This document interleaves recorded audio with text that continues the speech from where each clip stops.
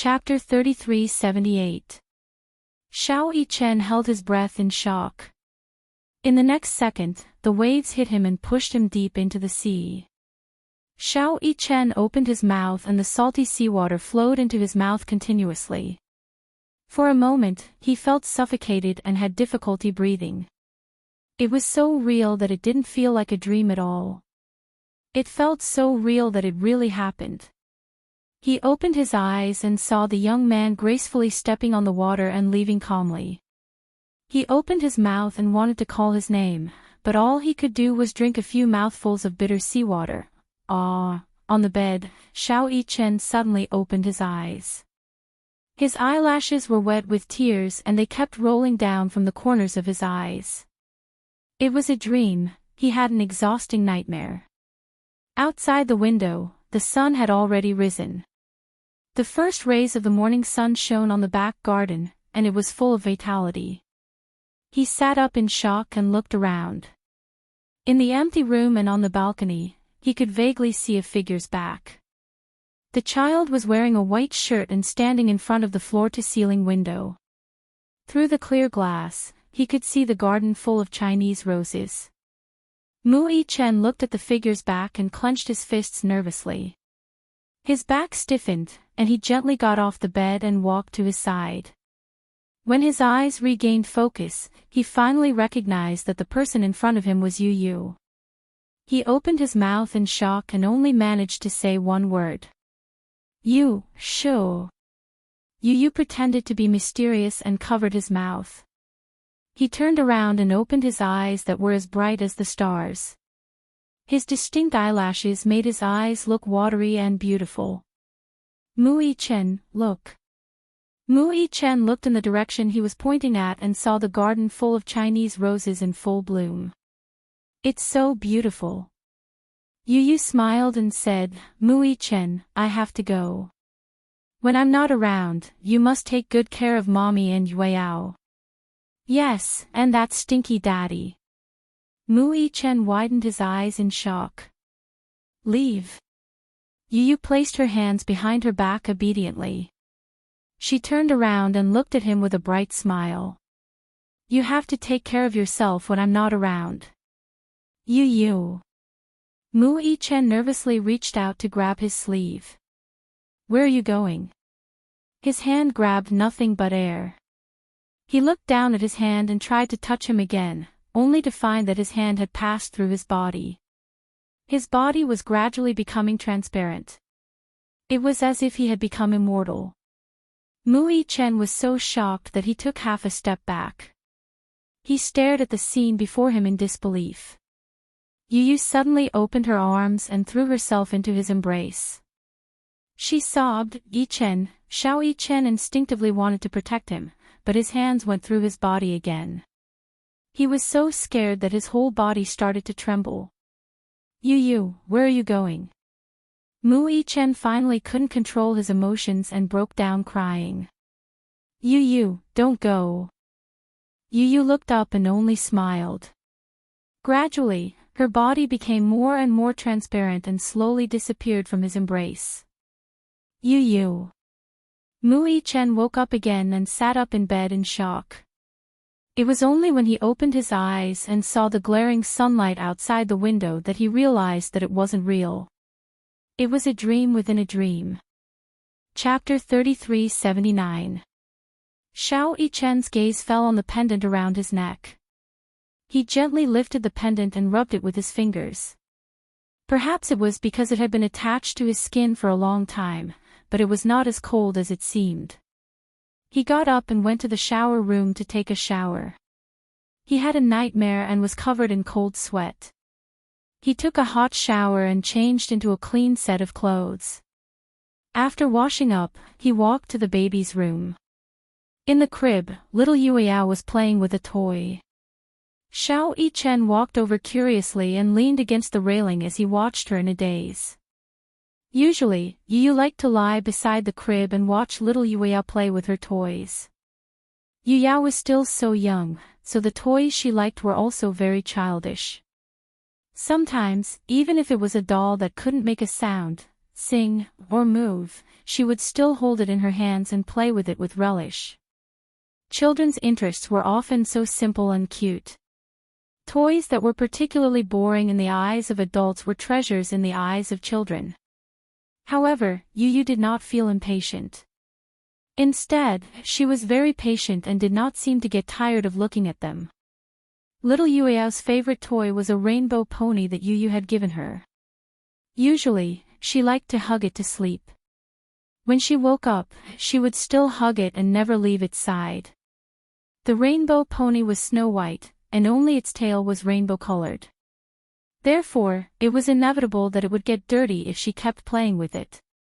The nanny wanted to wash it, but little Yueyao refused to let go and refused to give it to her. She even cried and threw a tantrum. In the end, Yu Yu thought of a way to trick the little girl. She personally washed the rainbow pony, disinfected it, and carefully ironed its tail. The most unique thing about this rainbow pony was its tail. It was a real ponytail. Therefore, it was a limited edition Leji mascot. Little Yueyao loved it so much that she could not put it down. Little Yueyao was playing happily. When she looked up and saw Xiao Chen, she turned her face away arrogantly and ignored him. Her arrogant attitude was exactly the same as Yu Yu's. He didn't think so before. But looking at it now, wasn't it a replica of Yu Yu? Back then, when Yu Yu had faced him, she had also given him the cold shoulder. She was arrogant, proud, and sharp-tongued, but deep down, she was extremely gentle. Little Yueyao suddenly noticed something. Her gaze landed on the pendant around Xiao Chen's neck. She stared at the two amethysts, and her beautiful eyes suddenly curved into crescents as she smiled. He smiled, revealing two sharp teeth that had just emerged from his gums. Bro, she uttered two vague syllables. Xiao Chen was stunned. Yueyao pointed at the crystal around his neck with an innocent look on her face.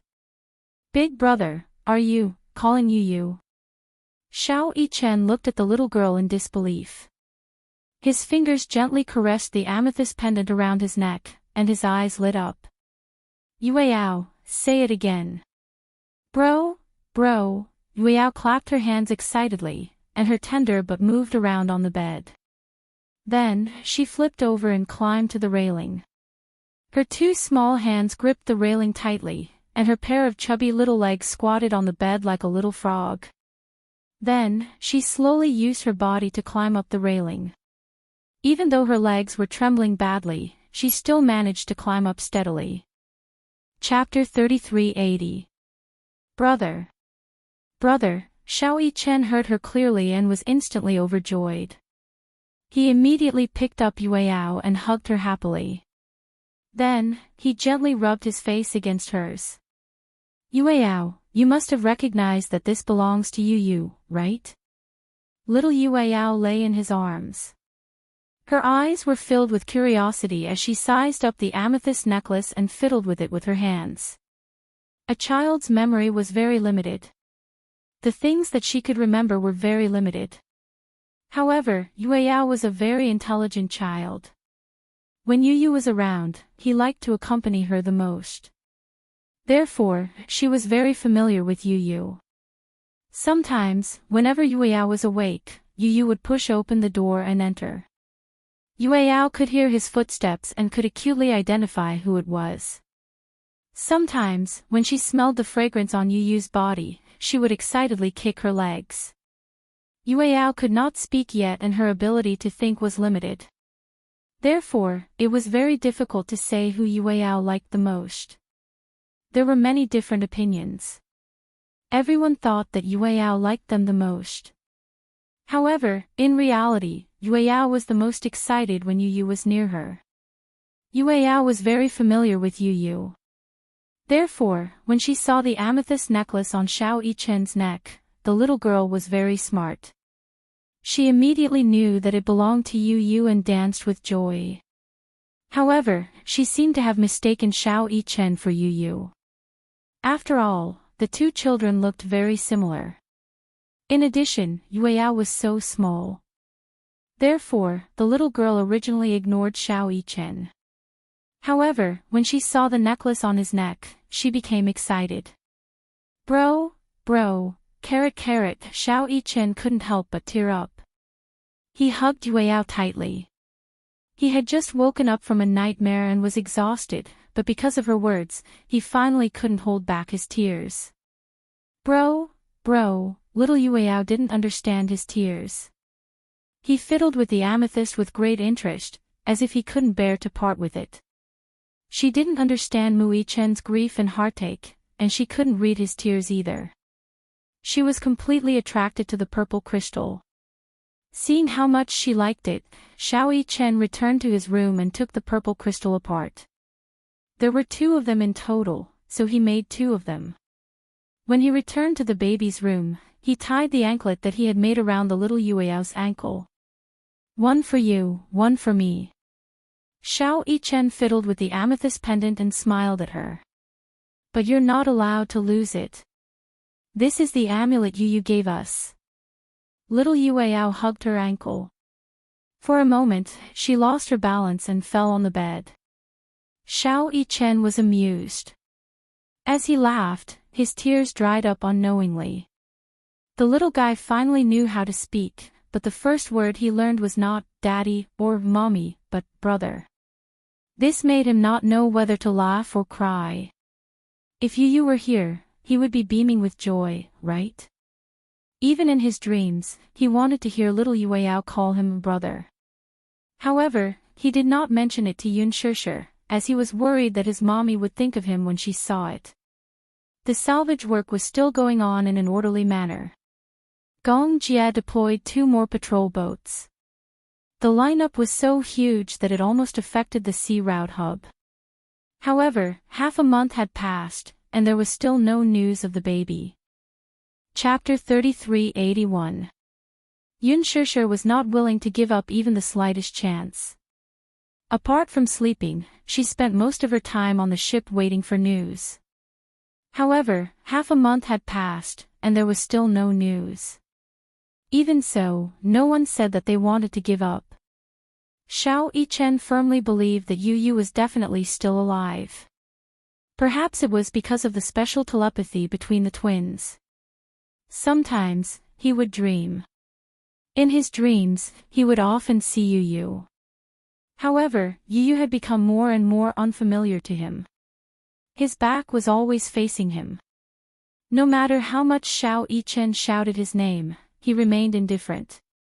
It was as if there was an invisible wall between them, and he could not hear his voice. However, Xiao Yichen firmly believed that Yu was definitely still alive. He told Yunshushu about this dream, and Yunshushu also thought that it was magical. Originally, she did not believe in something as bizarre as telepathy. However, this was not the only case. Before this, she had experienced Xiao Yichen's magical telepathy. She realized that between Xiao Yichen and Yu, Xiao Yichen's telepathy was especially sensitive. In the past, even before Xiao Yichen met Yu, he would often dream of Yu. It was as if his soul had floated into Yu's body, and he could clearly sense all of Yu's senses. He had once mentioned something to Yunshushu. That was, Yu once had a fever. He was dizzy and lay in bed in a daze. Xiao Yichen said that he had a dream that time.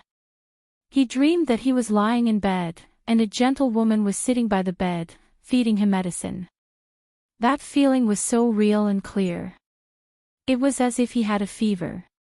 When he woke up, he was sweating all over, as if he had just experienced a nightmare. Yu had forgotten about this incident, but Xiao Yichen remembered it clearly. In addition, he often felt angina. After a checkup, all his physical indicators were very healthy, even surpassing the excellent indicators of children his age. His physical fitness was extremely strong. However, it was an undeniable fact that he was suffering from angina. Sometimes, when the pain was too much, he would clutch his chest and freeze on the bed, not daring to move. He was such a painful child, but he broke out in a cold sweat from the torture of angina. Mu Yaja couldn't figure out the reason, but even the most authoritative experts couldn't explain the cause. However, Yu Yu did not sense it so clearly. Compared to Little Chen, he was a little slow in this aspect. However, Xiao Chen wasn't the only exception among the Geminis. All over the world, many Geminis had a mysterious telepathy with each other. However, Xiao Chen's was especially strong. Hence, when Xiao Chen told Yun Shishir about this dream, she, who was originally depressed, was suddenly filled with hope when she heard this. She also firmly believed that Yu Yu would be fine. Before Yu Yu fell into the sea, news came from the hospital that something had happened to Mu Shi. When Mu Shi found out that Yu Yu was in trouble, she felt guilty and knelt outside the villa for a day and a night, hoping to get Yun Shishir's forgiveness. However, Yun Shishir avoided her. She couldn't forgive her. However, she knew Mu Shi's unspeakable difficulties. Even so, she still couldn't forgive her. Chapter 3382. To be fair, Yun Shishir treated her assistant well. To her, the latter was not just an ordinary assistant but a friend. She even invited her to be her bridesmaid at her wedding. This meant that, to Yun Shishir, Mu Shi was as important as a family member. However, the assistant betrayed her. This was what she could not forgive the most. She trusted her wholeheartedly and did not doubt her words at all. Whatever the assistant said was the truth. She rarely trusted someone so much, and that was because the assistant was Qin Zhou's subordinate. However, the assistant's betrayal was truly heartbreaking. When Qin Zhou found out about this, he was furious. He even thought of punishing the assistant harshly. However, he was busy taking care of Yun Shishir at that time and could not find the time. The assistant had always wanted to see Yun Shishir. Whether she forgave her or not, she had to at least apologize to her face to face. She begged the manager, but he replied, "Shishir trusted you so much, yet you betrayed her. Do you still expect her to forgive you? She doesn't even want to see you. Mu Shi, I'm utterly disappointed in you. I advise you to disappear from Shishir's sight. Otherwise, don't force me to take action." The assistant trembled with fear when she heard this. She was not afraid of Qin Zhou taking action, but she was almost crushed by self-reproach. A month after Yu Yu fell into the sea, she slit her wrists at home to commit suicide. However, she was discovered in time and sent to the hospital. Her original intention was very simple, and that was to pay a life for a life. A debt of blood must be paid with blood. She harmed Shishir and Yu Yu, so she would use her life to pay for it. Although she understood that her life might not be important to Yun Shishir, this was the best way she could think of. She did not ask for forgiveness, she only hoped to atone for her sins to the greatest extent. However, her suicide attempt did not succeed. The overflowing water from the bathtub seeped downstairs. The neighbors downstairs called the police and found her committing suicide at home. Hence, she was sent to the hospital in a hurry. After more than 20 hours of emergency treatment, she finally passed the critical stage. When Yun Shishir found out about this, she felt sorry for her, so she went to the hospital to visit her. Upon seeing her, Mu Shi's originally disheartened heart was injected with a trace of vitality. She struggled to get off the bed and knelt in front of her with a thud. She cried bitterly, "Shishir, I'm so sorry. I don't ask for your forgiveness, but other than this, I can't find any other way to apologize. Shishir, I'm sorry. I'm sorry. I'm sorry." She kept kowtowing, and her forehead kept hitting the ground, causing blood to seep out. Yun Shishir's face was pale. She looked at her but did not reach out to help her. Her heart had long turned cold, without a trace of warmth. Even though she was crying her heart out, Yun Shishir still couldn't bring herself to forgive her. "I didn't come to see you to listen to this." Yun Shishir smiled coldly. "You feel guilty, don't you? Do you really want to beg for my forgiveness?" "That's right. Of course, you do, but don't you think that you're being selfish? She looked at her blankly. Chapter 3383. After a pause, she curled her lips helplessly. But that's another matter. I'm very sorry about your parents' deaths. They're innocent, and I implicated them. She clenched her fists and smiled sadly. What's done can't be undone. You're on your own now. With that, she left the hospital. She knelt on the ground in a daze, her whole body cold. A few days later, she pulled out the needle for blood transfusion. In the middle of the night, she left a letter and took the drug. She believed in Buddhism, so she believed that people who committed suicide would go to hell. This was her way of returning home, and it was also the most dignified way for herself. Yun Shishir was not surprised by Mushi's death. She locked the letter in the cupboard and did not open it to read it again. She believed that the fate of all living things in this world was predetermined. Perhaps this was also fate's fetters. Mushi's parents were implicated because of Yu. She could not deny this. However, Yu was also because of Mushi. There was no news of him until now. It seemed that fate was playing tricks on them. Even so, she still believed that Yu was safe and sound. Every day, she would pray sincerely, hoping that one day, when she returned home, she would see Yu with a table full of dishes and wearing a cute teddy bear apron. He would stand at the entrance and give her a gentle hug. Mommy, you're back. She looked forward to such a day. Yu helped her tidy up the cloakroom in disdain and complained, Mommy, you really don't have enough clothes. When will I accompany you to shop for clothes? She looked forward to him carefully opening her door in the middle of the night, sneaking into her room, and folding the bedding for her.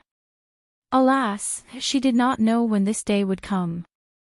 Little Yueyao could speak now. From babbling at the beginning, he could call out, Daddy, and Mommy, clearly. However, even if Xiao Yichen didn't specifically mention it, how could she not know that the first word Yueyao learned when she opened her mouth was brother? That day, Xiao Yichen was holding Yueyao in the baby's room. When Yueyao hugged him and kept babbling, she stood with her back to the door and covered her mouth tightly. Tears streamed down her face. She heard it. She heard Yueyao call out, Big brother. She suddenly recalled the time when Yu ran up to her with Yueyao in her arms and exclaimed, Mommy. Yueyao knows how to call me Big brother. She still didn't believe it. However, now that he heard it with his own ears, he finally believed it. Yu must have hugged Yueyao more than once to practice her pronunciation. How great would it be if Yu was here? If he heard it with his own ears, he would definitely be overjoyed, right? Yu, did you hear that? Little sister is calling Big brother. Ashland Island. A young man dressed in black stood by the seaside. The waves kept coming in wave after wave, submerging his ankles. The sea breeze blew against his face, bringing with it a slight chill. The young man stood on the spot, allowing the sea breeze to hit him. He was wearing a thin black shirt, which kept fluttering in the sea breeze. He gently closed his eyes and slowly opened them again. The sea breeze blew into his eyes, forcing some tears out. On his cold and beautiful face, his gaze was focused. The black diamond earring on his ear was especially eye-catching. Behind him, Lisa carried a trench coat and walked to his side, gently draping it over him. Chapter 3384. Master, the sea breeze is a little strong. I'm worried that you'll catch a cold. The child was indifferent. After Lisa draped it over him, he raised his hand and tightened his collar slightly. However, he continued to stare at the sea in silence. Some time ago, Gong Xiaoying arranged for him to recuperate on this private island. The seaside was warm all year round and was very conducive to recuperation. On one hand, it was to avoid being noticed. Gong Jia often went in and out of the headquarters. If he was left in the Gong family, it was inevitable that news would leak out. On the other hand, it was mainly to recuperate his body. Alice said that recuperation required a relatively quiet environment. Gong Xiaoying thought of this and arranged for Lisa to stay by his side to protect him 24/7. When Lisa found out that she had a new master and came to his side, she was a little surprised. It was him. Although his name had changed and he was no longer Yu Yu, but Gong Fan, his personality seemed to be very different from before. When he woke up, he liked to stand by the sea and gaze at the sea. No matter what she said, he was never stingy with a word of agreement. When he was still called Yu Yu, although he sometimes showed maturity that did not match his age, most of the time, he was still as innocent and naive as a child. However, now that he had become Gong Fan, he had become a person that she could not see through. He did not speak often. At most, he would speak less than 10 sentences a day. He was concise and to the point. However, after spending some time together, they had developed some tacit understanding. Sometimes, she could understand what he meant with just one look. He would only say something once. If she could not hear it clearly, he would not repeat it a second time. When he came to this island, other than cooperating with Alice's treatment, he was very punctual with his 4 meals a day.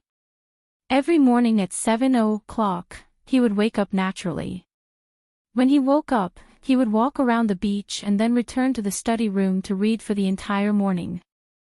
After lunch, he would go to the medical center for a checkup. His physical condition was very bad. After a period of recuperation, his various functions had been improved and optimized. Sometimes, when Alice was not on the island, he would enter the laboratory in the afternoon to study quantum transmission.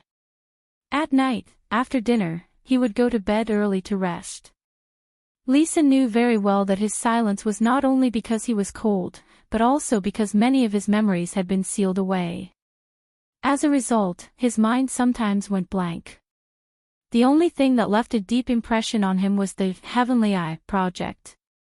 Normally, he would lock himself in the laboratory and constantly check the formulas. Sometimes, she would walk in and accidentally see him leaning over the table, breathing lightly. When she saw this, her heart ached a little, but there was nothing she could do. She knew that it was Gong Xiaoying's order that Alice sealed his memories. He was arranged to stay on this island, and she dutifully protected him. "Master, the wind is getting stronger. Let's go back," she whispered beside him. Gong Fan didn't say anything. His back didn't move at all.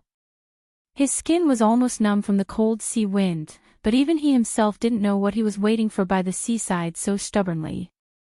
The temperature gradually dropped, and the cold wind was bone-chilling. He suddenly turned around expressionlessly and walked towards the villa. Lisa immediately followed behind him. Chapter 3385. Xiao Bao had always been troubled by one thing. That was, his mother didn't seem to be very happy staying in the Gu family. Chu Ho settled down in the Gu family. In fact, she didn't want to stay here. The huge Gu family was more like a prison to her, completely restricting her freedom. However, she had no choice but to stay here because of Xiao Bao. She couldn't leave him. He was her only support. Therefore, even if it was for Xiao Bao, she had no choice but to stay in the Gu family.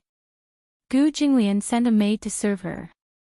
In ancient times, this would be considered a personal maid. However, Chu Ho knew that this maid was staying by her side. On the surface, it looked like she was taking care of her daily life, but in fact, she was monitoring her in disguise.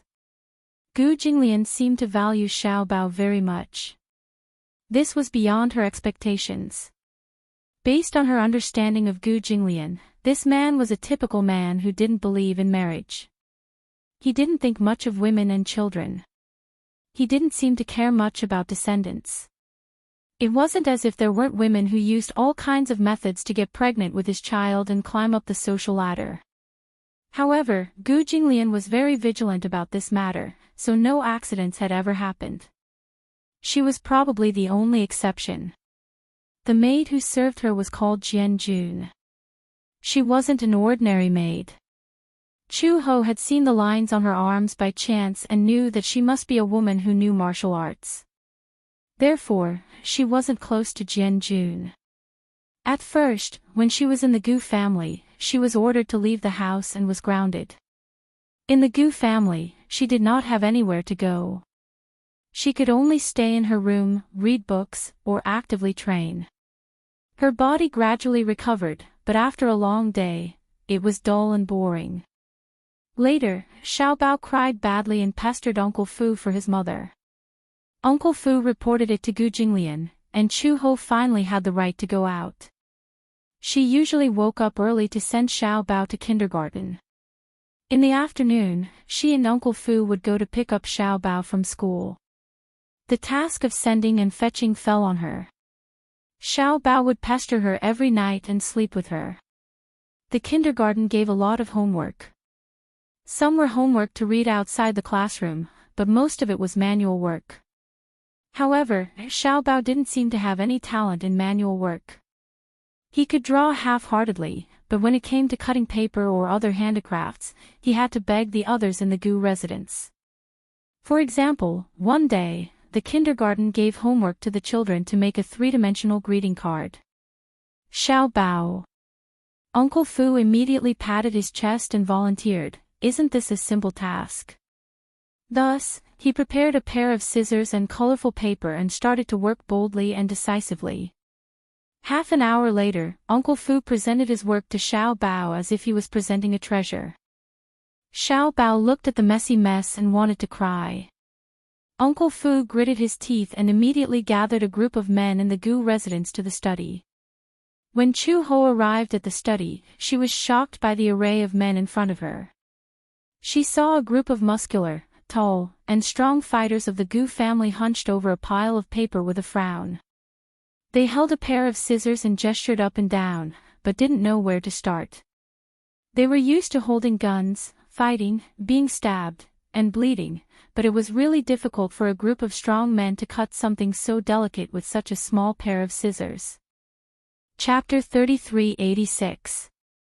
Half an hour later, a group of men were crying and begging for mercy. "Young master, if you want us to start a fight, we can do it. We guarantee that we will climb a mountain of swords and plunge into a sea of fire. But, making a greeting card is too difficult. We don't know how." Xiaobao said angrily, "Who wants you to fight and kill? It's just a simple manual task. Can't you do it?" "We really don't know how to do it." Yeah. This is much harder than beating people up." "That's right. When we were young, it was already a luxury to have food to eat and a book to study to. Unlike now, we don't know how to give such difficult homework." Xiaobao hated them for being so disappointing, so he asked Gu Jinglian for help. Thus, he took the notebook and walked to Gu Jinglian's study. Gu Jinglian was practicing calligraphy when Xiaobao pushed the door open and walked in. He climbed onto him on all fours, laid out the handmade paper and scissors in front of him, and pressed them on the xian paper. He demanded righteously, "Uncle, make a greeting card for me." Gu Jinglian was speechless. He looked coldly at the ink stain that Xiaobao had accidentally spilled onto the xian paper. He held back his anger and asked through gritted teeth, "Do you want to die? Uncle, please help me."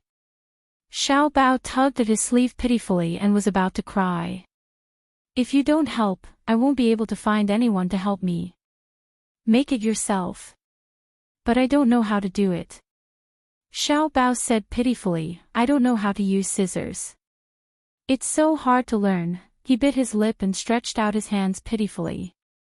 His fingertips were full of scissors. It was obvious that he had been cut by scissors. Gu Jinglian furrowed his brows. A hint of nervousness finally appeared in his eyes. "What happened?" I don't know how to use scissors. That's why I keep cutting my fingers." Gu Jinglian's lips twitched violently. he said impatiently, so troublesome. However, even though he was stubborn, he still picked up the scissors and snorted coldly. What do you want to make? Greeting card. Xiao Bao smirked. The three-dimensional kind. A 3D greeting card. Who would do that? Gu Jinglian's face was gloomy. He folded a piece of handmade paper into two halves and then waved his brush. A minute later, Xiao Bao stared blankly at the greeting card that Gu Jinglian had made. It was a piece of white handmade paper. It was folded in half and there were two large words written on it with a brush, three-dimensional. Done. Gu Jinglian rested his chin on his hand. A 3D greeting card. Xiao Bao's eyes widened in shock. That's how it works. Didn't you say you want to make a 3D greeting card? Gu Jinglian pointed at the two words on it. Yes, it's very three-dimensional. Xiao Bao, this was truly a painstaking effort. Uncle, you're too perfunctory. Is it so difficult to make a three-dimensional greeting card? Harder than beating you up. Xiao Bao, if he still couldn't understand the thread in his words, then he would really be a silly Xiao Bao. He obediently packed up his belongings and walked to the door with a frown. Gu Jinglian looked at his aggrieved back and frowned. This guy was really useless. Late at night. Chu Ho walked past the study and inadvertently saw that the light was still on through the half-closed door. She opened the door doubtfully and saw Gu Jinglian sitting in front of the desk, yawning lazily. On the desk, there were all kinds of handmade paper in various colors. There were handmade knives, scissors, and other tools. Chapter 3387. He looked a little tired as he lowered his head. The greeting card in his hand was already half done. After Xiao Bao fell asleep, Uncle Fu came to tell him that Xiao Bao was crying because of the greeting card. Gu Jinglian secretly scolded him for being a good-for-nothing for crying over such a small matter. He ordered Uncle Fu to prepare the handmade paper. After studying it for a while, he began to work seriously. Actually, the three-dimensional greeting card was not difficult, but he did not have the patience to do so. However, a certain man had always had a sharp tongue. When Xiao Bao cried, his heart softened. He did not say anything on the surface, but secretly started working at night while the little guy was asleep. The principle of the three-dimensional greeting card was very simple, but it required a lot of patience to work on it. The details were extremely complicated. If he was careless, he would fail at the last step. He followed the tutorial provided by Uncle Fu and finished the back. Then, he used a pen to outline the lines on the drawing and used a handmade knife to cut it bit by bit. Chu Ho stood at the door and watched silently. She could not believe that this man had such patience. He had always valued time like gold and had always been stingy with wasting time on meaningless things.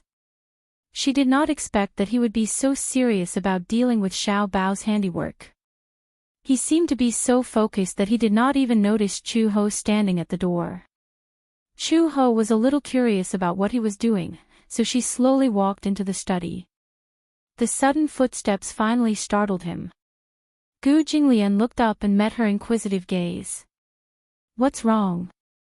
He raised his eyebrows expressionlessly. You're still awake. Aren't you awake too? Chu Ho walked coldly to the desk. Before she could take a closer look, Gu Jinglian casually hid the greeting card and looked at her vigilantly. What are you looking at? I'm looking at what the greeting card you made looks like. I didn't make it. Gu Jinglian said stubbornly, Uncle Fu made it. Oh. Then let me see what Uncle Fu's greeting card looks like. Get lost. What? Are you shy? Chu Ho smiled and said, Indeed, with your temperament, I don't think you have the patience to deal with a kindergarten's manual work. I told you to shut up, didn't you hear me? Chu Ho reached out and pushed his arm away. Gu Jinglian blocked her hand with a backhand. You won't let me see, but I insist on seeing. Chu Ho's other hand also reached for the handmade greeting card that he was blocking. Gu Jinglian snorted coldly, grabbed her wrist, and fiercely swung it away. You dare. Back and forth, the two of them had already exchanged 3 to 4 rounds of blows. Chu Ho was skilled in martial arts, but Gu Jinglian was no pushover either. His skills were definitely above hers, so he was able to block her attack in an instant. My patience is limited, so, Gu Jinglian said coldly, don't test my patience again. Chu Ho snorted disapprovingly. It's probably because it's ugly. Gu Jinglian was speechless. It's fine if you don't want to see it. I'm not interested anyway. After Chu Ho said that, she left the room without looking back. Gu Jinglian stared at her back view. This woman was getting more and more brazen. The next day, when Xiao Bao woke up, there was a greeting card on the bedside table. He rubbed his eyes and opened it curiously.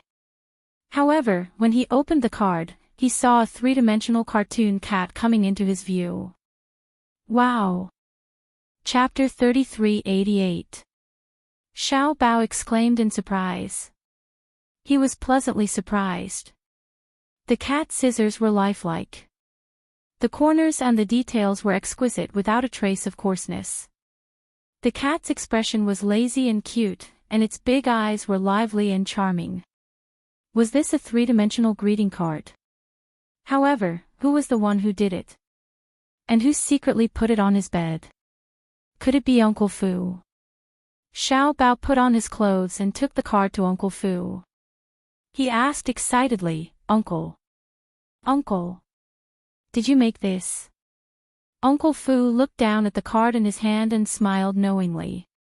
He nodded. Yeah. What do you think? Do you like it? Xiao Bao nodded excitedly. Yeah. I like it very much. I didn't expect Uncle Fu to make such a beautiful greeting card.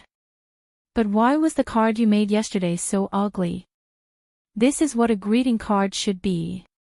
Uncle Fu scratched the back of his head guiltily. He coughed awkwardly and cleared his throat. No, I was just trying to make you happy. But in reality, this greeting card was not made by him at all. In the morning, a man who had stayed up all night to make the card came to him and asked him to put the card on Xiao Bao's bed. Uncle Fu's eyes almost fell out of their sockets when he saw the greeting card made by Gu Jinglian. Old master, I didn't know you were so clever with your hands. Gu Jinglian glared at him. If it weren't for you useless people, I wouldn't have been so clever with my hands. Uncle Fu rubbed his nose awkwardly. You don't even know how to make a greeting card. Have you really gone senile? Fu Bo complained aggrievedly, how could that be? I've never made one before. Cut the crap. Gu Jinglian said, if there's a next time, there definitely won't be a next time. Gu Jinglian turned around and was about to go back to his room when he suddenly thought of something. He said to Uncle Fu, if that guy asks who did it, just say you did it. How would I dare to steal old master's credit? Do as I say. Gu Jinglian said coldly, did you hear that? Uncle Fu looked at him and finally understood. He nodded. If you dare to leak any information, I won't spare you. Yes, master. Uncle Fu narrowed his eyes meaningfully and observed Gu Jinglian's uneasy expression. He knew. Master must have felt that staying up all night to make handicrafts for the little guy was a very shameful thing. However, Laoi was used to being stubborn and wanting to save face. Thus, Uncle Fu took the blame. Xiao Bao held the greeting card and found Chu Ho. He said happily, Mom, look, Uncle Fu made a greeting card for me. Is it nice? Chu Ho looked at the greeting card in his hand. The surface of the card was simple but exquisite. When he flipped it open, a lifelike kitten could be seen. However, Xiao Bao said that it was Uncle Fu who did it. She didn't think so. Gu Jinglian probably felt that it was too shameful for him to stay up all night to make a greeting card for a child, so he pushed the blame to Uncle Fu. It was hard to imagine that a man like him would make such a cute greeting card. It didn't match at all. Xiao Bao suddenly said regretfully, "If only Uncle made it." Chu Ho heard this but didn't understand. Why? Because, Xiao Bao hugged the greeting card and pouted. "I want a greeting card made by Uncle." "Why must it be a greeting card made by Uncle?" Chu Ho squatted down with interest and saw Xiao Bao looking at her bashfully. He was a little embarrassed to say it out loud. Because he liked Uncle. Chapter 3389. Because he liked his uncle. Therefore, if it was something made by his uncle, he would cherish it even more. However, with his uncle's cold personality, he wouldn't have the patience to make such a childish thing, right? Xiao Bao took the greeting card to school. In class, the teacher asked the children to show off their handiwork. The children ran up the stage, either proud of their handiwork. The children in kindergarten had limited hands-on skills. Therefore, most of them completed their handiwork with the accompaniment of their parents. Most of the children said proudly, "My mom made this greeting card with me." Xiao Bao flipped open the greeting card he made, but he was a little disappointed. This greeting card was made by Uncle Fu, but how he wished that it was made by his uncle. When it was his turn to go on stage, he took his time and walked to the blackboard with the greeting card. The teacher walked to his side and squatted down gently. Seeing his complicated expression, she was a little puzzled. "What's wrong, Xiao Bao? Where's your greeting card?" Xiao Bao passed the greeting card in his hand to her. The teacher opened the greeting card. Before she could show it to the children, she was stunned by the exquisite greeting card. She thought to herself, "This greeting card is so exquisite, it must be the work of an adult. How can a child be so good at hands-on work?" Just by looking at the edges and corners, which were so smooth that there were no flaws, she knew that the parent must have put in a lot of effort to make this. The teacher immediately spread out the greeting card and showed it to the other children.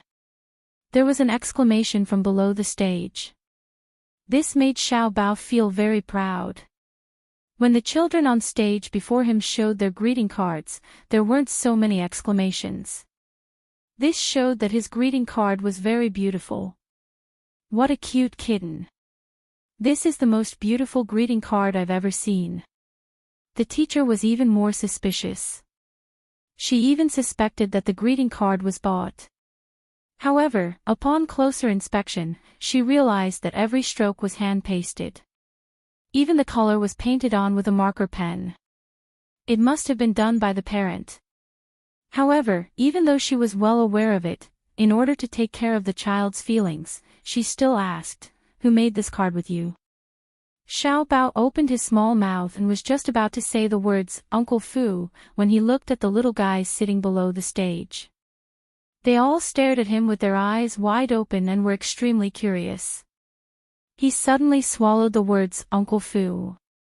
He hesitated and fiddled with his fingers. He was a little unwilling, and his eyes couldn't help but redden. He was really envious. His friends were all accompanied by their parents, but for him, it was Uncle Fu who made it. It was not that he disliked Uncle Fu, but compared to Uncle Fu, he hoped that this greeting card was made by Gu Jinglian. With that thought in mind, he subconsciously said, "My father made this." "Your father?" Xiao Bao suddenly felt a little guilty, but he still forced himself to nod. In his heart, he hugged Uncle Fu's thigh and cried, "Wah! Uncle Fu, I'm sorry. I didn't mean to betray you." Even the teacher couldn't help but be shocked. Chapter 3390. For example, if a man were to do this kind of manual work, he would not be able to do it so meticulously. This greeting card was too exquisite. It was hard to imagine that there would be such a meticulous man who could do such a boring manual work so meticulously. "My dad is very awesome. Xiao Bao clasped his hands behind his back and said proudly, "My dad is the most handsome man in the world. Not only is he very tall, he's also very good at everything. He's the most handsome man I've ever seen." The teacher looked at him with a smile. Children were innocent and unaffected. In a child's heart, their father had always been an imposing and sacred figure. Below the stage, a chubby boy suddenly stood up and accused, "Nonsense." Little Treasure looked at him and frowned curiously. "What nonsense are you talking about?" "Nuhan, what do you mean?" The chubby boy crossed his arms and said disdainfully, "Your dad is definitely not as handsome as my dad. My dad is the most handsome man in the world." Just as he said that, Xiao Bao was not convinced. "What right do you have to say that your dad is more handsome than my dad? My dad is the most handsome. Your dad is not." The chubby boy snorted and appeared to be very contemptuous. "My dad is famous for being a handsome man.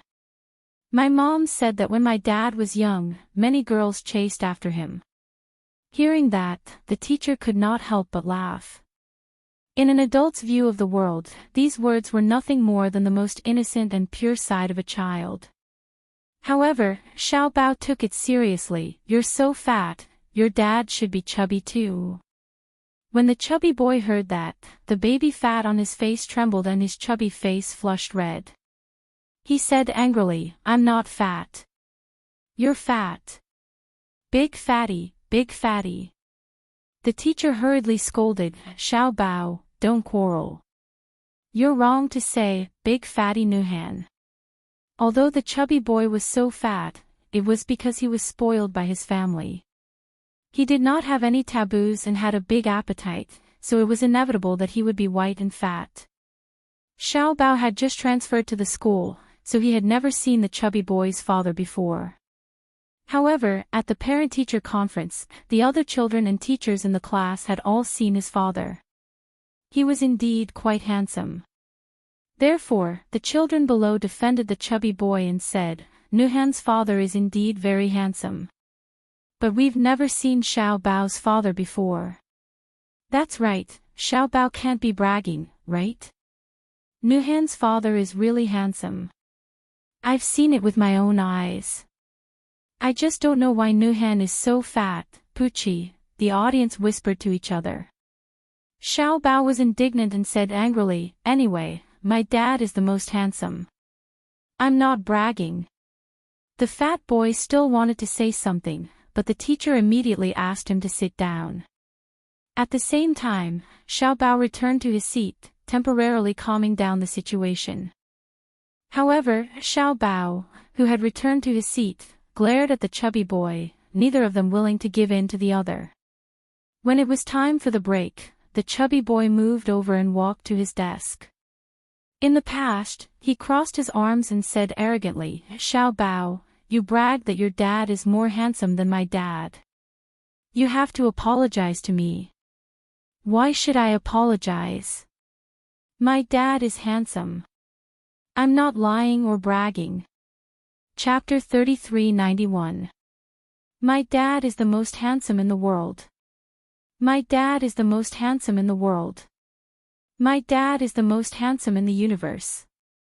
My dad is more handsome than your dad. A little girl sitting in front of Xiao Bao could not take it anymore. She turned around and said helplessly, "It's very simple. Xiao Bao, the parent-teacher conference is in a few days. When the time comes, your parents will definitely come. Is Nuhan's dad more handsome or your dad more handsome? Won't we know once we compete?" Parent-teacher conference. Xiao Bao widened his eyes in shock. He remembered this. This was the first parent-teacher conference since he entered school, so he took it very seriously. However, he did not dare to tell Gu Jinglian and Chu Ho. He was afraid that they would refuse. If they did not come, he would be very sad. He did not know if his uncle would come or not. What if his mom got angry when his uncle came? The relationship between the two of them did not seem to be very good. If his mom came and his dad did not come, then Nuhan would definitely advocate that his dad is the most handsome again. Xiao Bao felt a little troubled. For the first time in his life, he hoped that his uncle and mom's relationship could be like that of an ordinary family, loving and loving. That way, he could let them attend the parent-teacher conference together. Nuhan saw that Xiao Bao was silent and seemed to be hesitating. He said proudly, "What? I think you don't dare to compete, right? I already said that you were bragging. You just had to compete with me." "Who said that I don't dare to compete?" Xiao Bao imitated his posture and crossed his arms. He said angrily, "Let's compete then. Who's afraid of who? When the time comes, I'll let you see my most handsome dad in the world." "Humph. Then it's a deal." Nuhan said disdainfully, "A braggart is a big stupid pig." "I'm not a big stupid pig." Nuhan returned to her seat, and the storm came to a temporary end.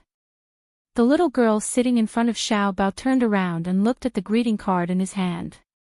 She asked curiously, "Xiao Bao, was that greeting card really made by your dad?" Yeah." Xiao Bao scratched his head guiltily and nodded vaguely. The little girl showed an expression of admiration for the first time. "Your dad is amazing. I thought he bought this greeting card." "My dad made this." "Your dad is so gentle. He's willing to spend time making greeting cards with you." "My dad doesn't have the patience." Baby Chu recalled how Gu Jinglian had looked like he wanted to eat him alive when he begged him to make a greeting card last night. He forced a smile and said, "My daddy is the best." After school, Chu He came to pick him up, only to see his gloomy expression. "What's wrong?" Xiao Bao shook his head, but he obviously had a heavy heart. Chu He hugged him in her arms and asked curiously, "What's wrong? What's on Xiao Bao's mind now? Aren't you going to tell me?" "Mom, the parent-teacher conference is coming soon. Will you come?" Chu Ho was stunned. She didn't know whether to laugh or cry. "Of course I will. I thought it was something serious." "So it's about this?" "Don't worry. Mom will definitely attend Xiao Bao's parent-teacher conference." Xiao Bao's eyes lit up. "Really?" "Yeah." Xiao Bao jumped into her arms and said happily, "Mom is the best." He looked obedient on the surface, but he was secretly laughing. Sure enough, his mom was the easiest to handle. Chapter 3392. In the study. Gu Jinglian was holding a brush and writing calligraphy. Usually, when he was free, he did not have any other hobbies. He was used to writing calligraphy or painting. Just as he was concentrating, the door was suddenly pushed open. A rippling voice drifted in. "Uncle," Gu Jinglian's eyebrows twitched. Because he was shocked, the tip of the brush in his hand suddenly deviated and the stroke went far away. "Uncle, are you there? Can I come in?" Xiao Bao's voice was flattering and fawning. It was coquettish and had a hint of coquettishness. However, this coquettishness was beyond the limits of what an ordinary person could bear. Gu Jinglian looked up with an ashen face, only to see Xiao Bao leaning against the door. His body was leaning against the side of the door. His fair and tender face was blinking his eyes, as if he was throwing flirtatious glances at him. Was he trying to curry favor with him? But why was he trying to curry favor for no reason? "What's the matter?" "There's something I want to tell you." Gu Jinglian raised his guard and snorted coldly. "Come in." He removed the failed brush in ink, laid out a new layer of rice paper, dipped the brush in ink, and picked up the brush again. He had just written a line when he saw from the corner of his eye that Xiao Bao had received approval. Like a shy little girl, he used his sleeves to cover half of his face and moved shyly into the study. The corners of Gu Jinglian's eyes twitched violently. He put down the brush and sized him up calmly. He had a feeling that this guy was a little abnormal today. Xiao Bao ran in front of him with small, quick steps.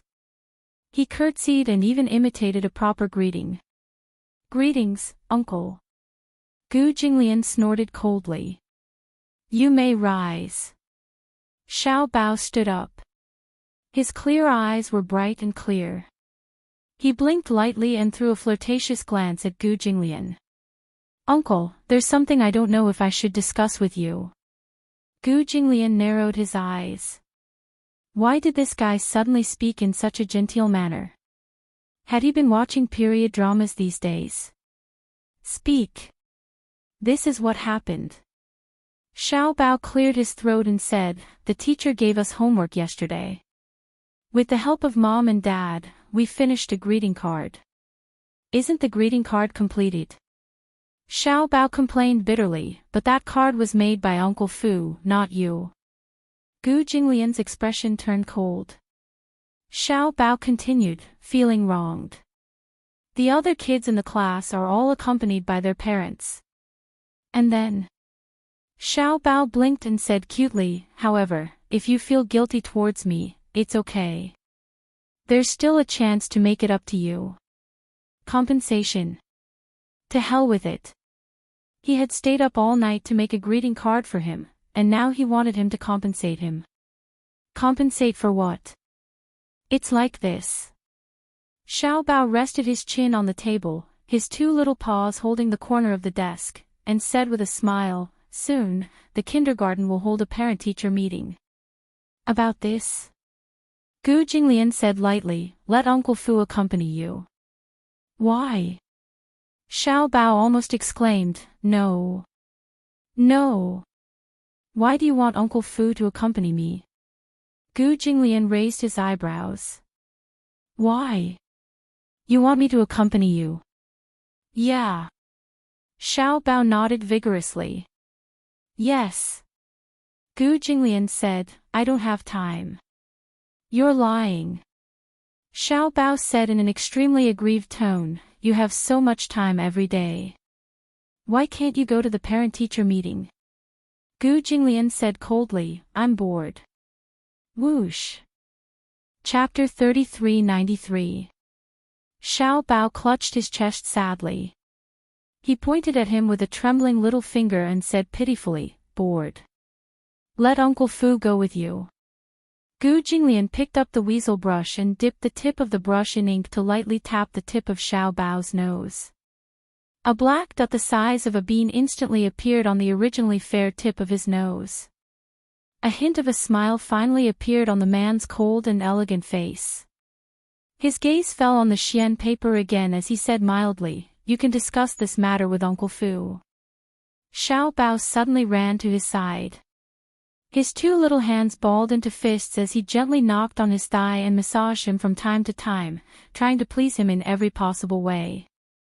"Even if you're bored, you should still go." As he said this, he ran to his side again. His two little hands worked strenuously to massage his shoulders as he said energetically, "Go. Go." He narrowed his eyes. "I'm not free." Xiao Bao said bitterly, "Daddy and Mommy will always go to a child's parent-teacher conference. Uncle Fu isn't my daddy." Gu Jinglian was stunned. His heart was actually touched by this resentful remark. He looked up and his gaze fell on Xiao Bao. He saw him lying on his thigh, fiddling with his fingers aggrievedly. From time to time, he would look at him angrily, obviously sulking. Gu Jinglian suddenly snorted meaningfully. "Haven't you always called me uncle?" Xiao Bao was speechless. "How can uncle go to your parent-teacher conference?" Xiao Bao was speechless. Gu Jinglian picked up the brush and wrote a few more strokes. "Unless you change to calling me daddy, I won't go." He knew very well that Xiao Bao would never change to call him daddy. This was because this little guy seemed to be very sensitive to Chu Ho's feelings. Although this little guy was young and clumsy in everything he did, his ability to read people's expressions was very good. It seemed that because of Chu Ho, even though he knew that he was his father, he found it difficult to change the way he addressed him and call him daddy, daddy. Xiao Bao straightened his head and called out. Gu Jinglian's hand trembled, and the ink under his hand became distorted. He looked up in disbelief and frowned with a complicated expression, only to see little Treasure lying in front of the table with an excited expression. If he had a tail, he would definitely be like an enthusiastic puppy, wagging his tail continuously. If I call you Daddy, will you attend my parent-teacher conference? Xiao Bao. The corners of Gu Jinglian's lips twitched violently. When did this rascal become so unprincipled? He thought his mouth was Mouth's mouth. He didn't expect him to change. How much did this guy want him to attend the parent-teacher conference? Gu Jinglian put down the weasel brush and lazily rested his chin on his hand. He said slowly, since you want me to go so badly, then I'll spare half a day. Half a day isn't enough. The parent-teacher conference takes a whole day. Gu Jinglian was speechless. So troublesome. Okay. It's rare. This parent-teacher conference is very, very important to me. Xiao Bao swayed his little butt and put his palms together to beg him, looking very sincere. It was as if this parent-teacher conference was really important to him. Why? Because, just as he was about to say it, he suddenly thought of something. Xiao Bao suddenly pursed his little mouth awkwardly and said, "It's a secret." He couldn't tell him whose father was more handsome. Chapter 33-94. If he didn't go, those kids would say that he was bragging. But he clearly wasn't bragging. If he went to the parent-teacher conference, those kids would be shocked. Gu Jinglian reluctantly agreed, "I'll make an exception this time." "There won't be a next time." "Okay." Xiao Bao wagged his tail in joy and then said to him, "Then you and my mom will go together." Gu Jinglian narrowed his eyes when he heard this. "What? Both of you?" Xiao Bao saw his serious expression and suddenly felt uneasy. "Both of you and my mom will go together. If she goes, there's no need for me to go." Gu Jinglian said coldly. "Why? One person is enough to go to the parent-teacher conference." Xiao Bao puffed up his cheeks and glared at him angrily. He was obviously really sad. He stomped his feet in anger and said gloomily, "I hate uncles the most." After saying that, she wiped her tears and ran away. Even though she ran far away, her miserable cries still echoed in the long corridor. Gu Jinglian's eyelids suddenly twitched violently. The next day, Xiao Bao arrived at the kindergarten. Early in the morning, he saw a group of children gathered together and excitedly passing around something that looked like a photo. Xiao Bao stuffed his little school bag under the table and sat down gloomily. He rested his chin on his hand and looked out of the window in a daze. When the chubby boy saw him, he immediately snatched the photo back from the child's hand. He walked to Xiao Bao's side and waved the photo in front of him. Xiao Bao looked away uninterestedly, his attitude cold. Last night, he cried himself to sleep under the blanket. When he woke up, his eyes were a little swollen. When Chu Ho asked, he only said perfunctorily that he didn't sleep well. However, only God knew how sad he was when Gu Jinglian said that he wasn't going to attend the parent-teacher conference. The chubby boy said, "I'll show you how handsome my dad is." At the side, a group of children gathered around and chattered, "I think Nuhan's father is more handsome than many of the celebrities on TV. It's such a pity that you're not a star." Exactly. If you become a celebrity, you'll definitely earn a lot of money. The fat boy turned around and said disapprovingly, "Humph. How much money could a celebrity earn? My father runs a company, and he earns a few million a month." "Wow!" the group of little fellows exclaimed in surprise. They were all envious of him. Nuhan's father is handsome and owns a company. He's really amazing. Xiao Bao took the photo from the fat boy's hand and glanced at it. The man in the photo was very young. The background was at the entrance of a university. He was wearing a scholar's uniform. His face was indeed somewhat handsome.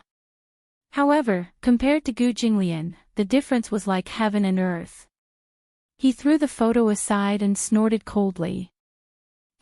I was wondering how handsome your father was. Anyway, he's not as handsome as my father. Bragging. The chubby boy picked up the photo from the ground and said angrily, Xiao Bao, you only know how to brag. His father is definitely not as handsome as your father. Exactly. Nuhan's father is so powerful. Moreover, his name is so nice. Nuhan sounds much better than Xiao Bao Chu. Chapter 3395. When Xiao Bao heard this, he suddenly stood up agitatedly. Who said that my name is unpleasant? Xiao Bao was named by my mom. I like the name Xiao Bao. The little girl sitting in front turned around. She was a little unhappy with the chubby boy's arrogant behavior. She sided with Xiao Bao and said, Xiao Bao, didn't the teacher say that you changed your name? Gu Qingze, I think it sounds much better than Nuhan. The group of children clamored. Then why were you called Xiao Bao Chu before? It's so unpleasant and feels so old-fashioned. Because Mom said that I was her precious baby. So I named myself Xiao Bao. Then why did you change your surname to Chu and change it to Gu now? Chu is my mom's surname. Wow. Then why did you take your mom's surname? Could it be? A child laughed and said, your mom remarried with you, right? Is this dad of yours your biological dad? It's not like what you're saying. Xiao Bao said angrily, my dad dotes on my mom. That's why he let me take my mom's surname from the beginning. So that's how it is. This reason seemed to be convincing. A child asked, Xiao Bao, do you have a picture of your dad? Xiao Bao said guiltily, no. No. The chubby boy said mockingly, he wouldn't dare to take it out. That's not it. Xiao Bao, when it's the parent-teacher conference, your dad will definitely come. When that time comes, won't you see Xiao Bao's dad? Don't make a fuss. The little girl in front tried her best to defend Xiao Bao. Xiao Bao looked at her gratefully and said with a smile, thank you, Shang-er. Shang-er smiled sweetly and held her hand. It's okay, we're friends. I believe everything Xiao Bao says. Xiao Bao suddenly felt a little uneasy. If his uncle really didn't come to the parent-teacher conference, Shang-er would definitely be disappointed in him. The bell rang, and the teacher walked into the classroom. The children returned to their seats, but Xiao Bao was lost in thought. After returning home from school, Little Treasure returned to his room and sat in front of his desk with a frown on his face. Chu Ho walked over and checked the homework assigned by the teacher for him. Seeing his disappointed face, he could not help but feel strange. What happened? She felt strange. You don't seem happy these 2 days. Xiao Bao looked at her, but looked like he wanted to say something, but hesitated. Chu Ho asked him again and again before he finally told him the truth. In class, the chubby boy had always been at odds with him, always going against him. However, there was indeed some conflict between the two children. Sitting in front of Xiao Bao was Shang-er. She was the prettiest and freshest girl in the class. Many boys in the class liked to get close to her. The chubby boy was no exception. Originally, Shang-er was the chubby boy's desk mate. However, boys of this age would mostly use tricks to attract girls' attention. They would bump into her from time to time in class, and sometimes they would secretly pull her hair. Shang-er was tired of him and wanted to change seats. Shang-er raised her hand and said that she did not want to be Nuhan's desk mate. Thus, the teacher moved her to sit in front of Xiao Bao. Xiao Bao was a gentlemanly child. He was very polite and was very popular with the girls in the class. Chapter 3396. Xiao Bao was also trying to vent his anger in this competition. At the same time, he also had a small wish in his heart.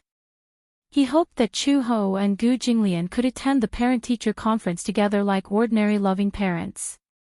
However, he also vaguely understood that this request seemed to be a little too much. When Chu Ho heard this, she felt a little guilty. The grudge between her and Gu Jinglian was an adult matter that affected the child. She didn't expect that the impact would be so deep. Furthermore, he did not expect Xiao Bao to have such a wish all this while. She asked, "Is uncle willing to go?" Xiao Bao said bitterly, "He seems a little unwilling." Chu Ho was stunned but didn't say anything. If Gu Jinglian was willing to go to the parent-teacher conference, even if she was unwilling, she would play the role of Mrs. Gu for Xiao Bao's sake. However, if Gu Jinglian wasn't willing, she couldn't force him to do anything. At night, Gu Jinglian was sitting in the study reading a book.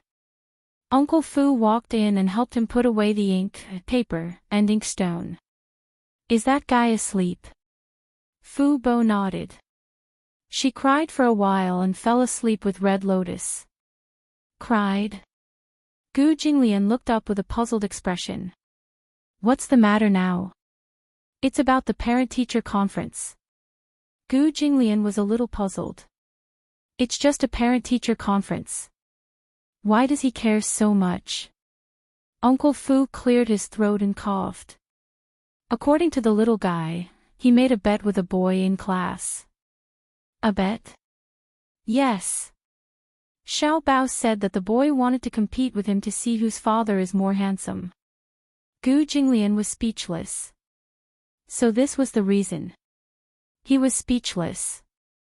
"Old master, why don't you spare a day to accompany the little guy to the parent-teacher conference?" Gu Jinglian said in a low voice, "You know that I can't show my face easily." Uncle Fu was put in a difficult position.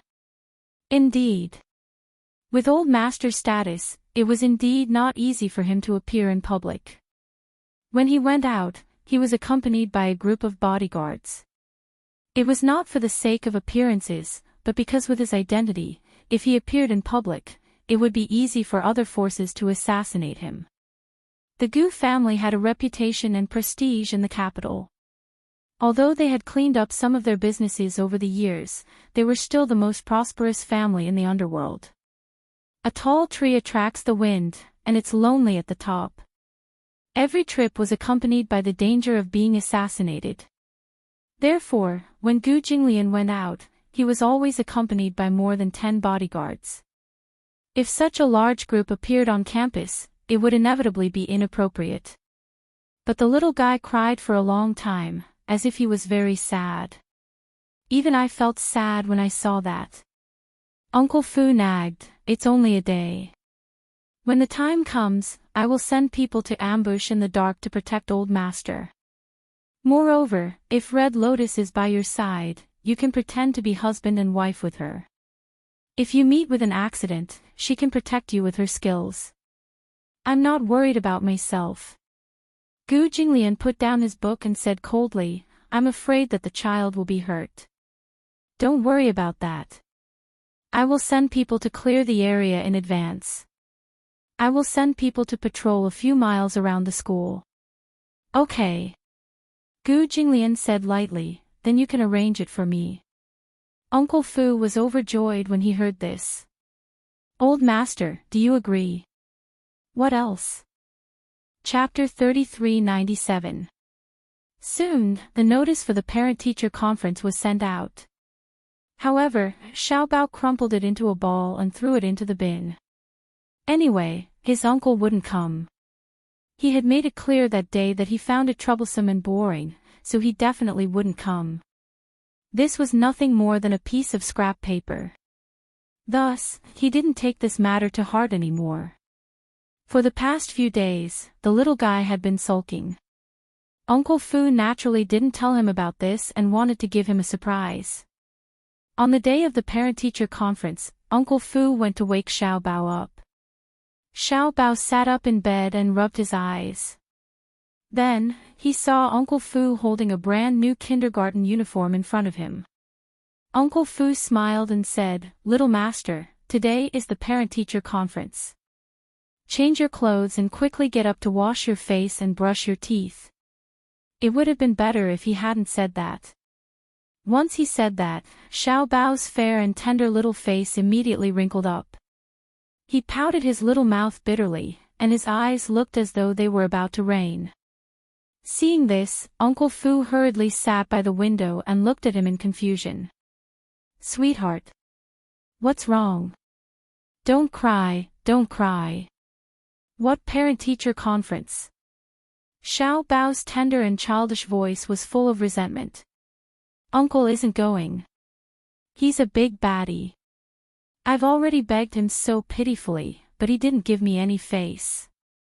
I invited him to my parent-teacher conference, but he looked unhappy. What's the point of the parent-teacher conference if he doesn't go?" As he said that, he rubbed his eyes again, feeling wronged, and the rims of his eyes turned red. Uncle Fu's heart ached and he coaxed him, "Oh. Don't cry, don't cry. Who said that old master isn't going? Be good, don't cry. Don't worry, old master will definitely accompany little master to the parent-teacher conference. Don't worry." "You're lying." Xiao Bao complained sadly, "Uncle won't go." "Who said so?" "Uncle said it himself." That day, he had already made it very clear. He won't go. Because the parent-teacher conference is boring and uninteresting, he won't go. Uncle Fu immediately hugged him and shook him. "Nonsense. Old master obviously went. He's already up and downstairs for breakfast in the dining room." "Really?" Xiao Bao's eyes widened in shock. There were still tears in his eyes. He quickly put on his clothes. His tie was still undone and his jacket was crooked. He rushed downstairs anxiously and staggered to the dining room. He was surprised to see Gu Jinglian sitting in the dining room, eating a sandwich and casually flipping through the newspaper. Hearing footsteps, Gu Jinglian's SS voice, "He." Xiao Bao's lips suddenly trembled violently. He was excited, and his eyes were brimming with tears. He felt inexplicably moved, and all of a sudden, he threw himself into his arms and hugged his thigh tightly. "Uncle. Uncle Fu, I knew you wouldn't abandon me." Gu Jinglian's lips twitched, and he furrowed his brows. "What do you mean by abandon you? Uncle Fu said that you're willing to go to the parent-teacher conference. Is that true?" Gu Jinglian snorted coldly, confirming that it was true. However, when he opened his eyes, he saw from the corner of his eye that the little guy in his arms looked like he was about to cry. His face stiffened, and he stared blankly at the little guy who was so touched that he was about to cry. "Uncle. You're so nice." Chapter 3398. Did he think that any uncle who accompanied him to the parent-teacher conference was good? Xiao Bao sized him up and saw that he was wearing a casual shirt. He suddenly stood aside and crossed his arms to size him up. Gu Jinglian met his gaze in confusion and raised his eyebrows. "What's wrong? Are you going to wear this today?" "Yes." "Why don't you wear a shirt and a suit? It's troublesome. Moreover, for this trip, the more ordinary and casual it was, the better." Xiao Bao was not satisfied. "Uncle looks more handsome in a suit." In Xiao Bao's eyes, Gu Jinglian was so handsome in a well-ironed suit that it angered the gods. Gu Jinglian clenched his fists. "Give me an inch, and I want a mile. Wear it. Wear it. You look so handsome in a suit." Xiao Bao begged as he wrapped his arms around him. Gu Jinglian's patience was at its limit. Just as he was about to flare up, he suddenly thought of Uncle Fu's words. "Young master is so pitiful. Old master, do you know? In Xiao Bao's heart, you have always been a great figure. You can't ruin this heroic image." He held it in and did not get angry. 10 minutes later, Chu-ho changed her clothes and came downstairs. Uncle Fu had just tidied up Xiao Bao's clothes. At this moment, the little guy was sitting at the dining table and eating breakfast with relish. Uncle Fu saw her come down and smiled at her. Chu-ho was a little embarrassed and asked, "Where is he?" Old Master went upstairs to change into a suit. A suit? Chu-ho was a little confused. It's just a parent-teacher conference. Why do you have to dress so formally? Xiao Bao said righteously, because uncle looks the most handsome in a suit. She was actually speechless. Soon, Gu Jinglian changed into his suit and came downstairs. When he saw Chu-ho, he ignored her and walked past her into the restaurant. At that time, he had changed into a suit and stunned Xiao Bao. Xiao Bao's eyes widened, and he immediately jumped down from his seat. He circled around him and exclaimed, "Oh my God! Uncle is so handsome. I knew it. Uncle looks the most handsome in a suit." Gu Jinglian was speechless, but he was suddenly pulled to Chu-ho's side by the little girl. The two of them were forced together. Xiao Bao rubbed his chin and squinted his eyes to size them up, as if he was studying something. For a moment, Chu-ho's entire body stiffened. Gu Jinglian said coldly, "What are you looking at? Why do I feel like something's missing?" Xiao Bao urged, "Stand closer." Gu Jinglian was speechless. Chu-ho said, "Xiao Bao, stop fooling around. Other people's parents are very loving. Why are you standing together as if you're enemies?" Xiao Bao walked forward and pushed Gu Jinglian to Chu-ho's side. The tall man stood beside her, and in an instant, she felt as if the whole world had become narrow. Gu Jinglian's face was ashen. Why was it so troublesome to attend a parent-teacher conference? Did they still have to put on an act? Xiao Bao said again, "Uncle, smile." "No." The little boy shook his head and said sternly, "You have to change the way you address me. You can't call me uncle anymore." He walked to Gu Jinglian and held his large palm with his two small hands. He said coquettishly, "Daddy, you should hold mommy's hand. Otherwise, people will think that you have a bad relationship." As he said this, he stuffed Chu-ho's hand into Gu Jinglian's palm. Chapter 3399. Chu-ho instinctively retracted his hand, his face burning hot. Xiao Bao said unhappily, "Mom. Why aren't you cooperating?" He crossed his arms and turned his body to one side, looking angry. Beside him, Uncle Fu immediately winked at Chu-ho and Gu Jinglian, as if he was communicating secretly. "Just let him be." Uncle Fu mouthed a reminder. While Chu-ho was hesitating, Gu Jinglian's lips suddenly curved into a cold smile. He raised his hand and held Chu-ho's hand, but he only held it lightly and didn't hold it too tightly. From the looks of it, it was already barely enough. "Is this okay?"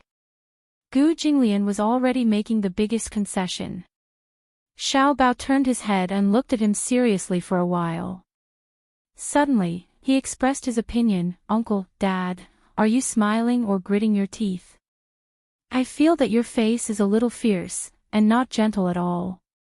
Gu Jinglian was on the verge of exploding. He wasn't a gentle person to begin with. Xiao Bao pestered him and said, "Why don't you try smiling?" Chu-ho immediately squatted down and pulled Xiao Bao in front of him. He patiently guided him, "Xiao Bao, don't worry, Uncle, Mom and Dad will definitely perform well. At the parent-teacher conference, even if you don't remind us, we will definitely be very loving. But we're not at school yet, so don't force us, okay?" Xiao Bao then nodded resentfully and said, Okay. He was already very satisfied that Gu Jinglian was willing to go to his parent-teacher conference with his mother. After breakfast, Uncle Fu sent Gu Jinglian, Chu-ho, and his mother to the car. For today's trip, he had put in a lot of effort in advance. Before this, he had already sent 2 groups of people to Xiao Bao's school.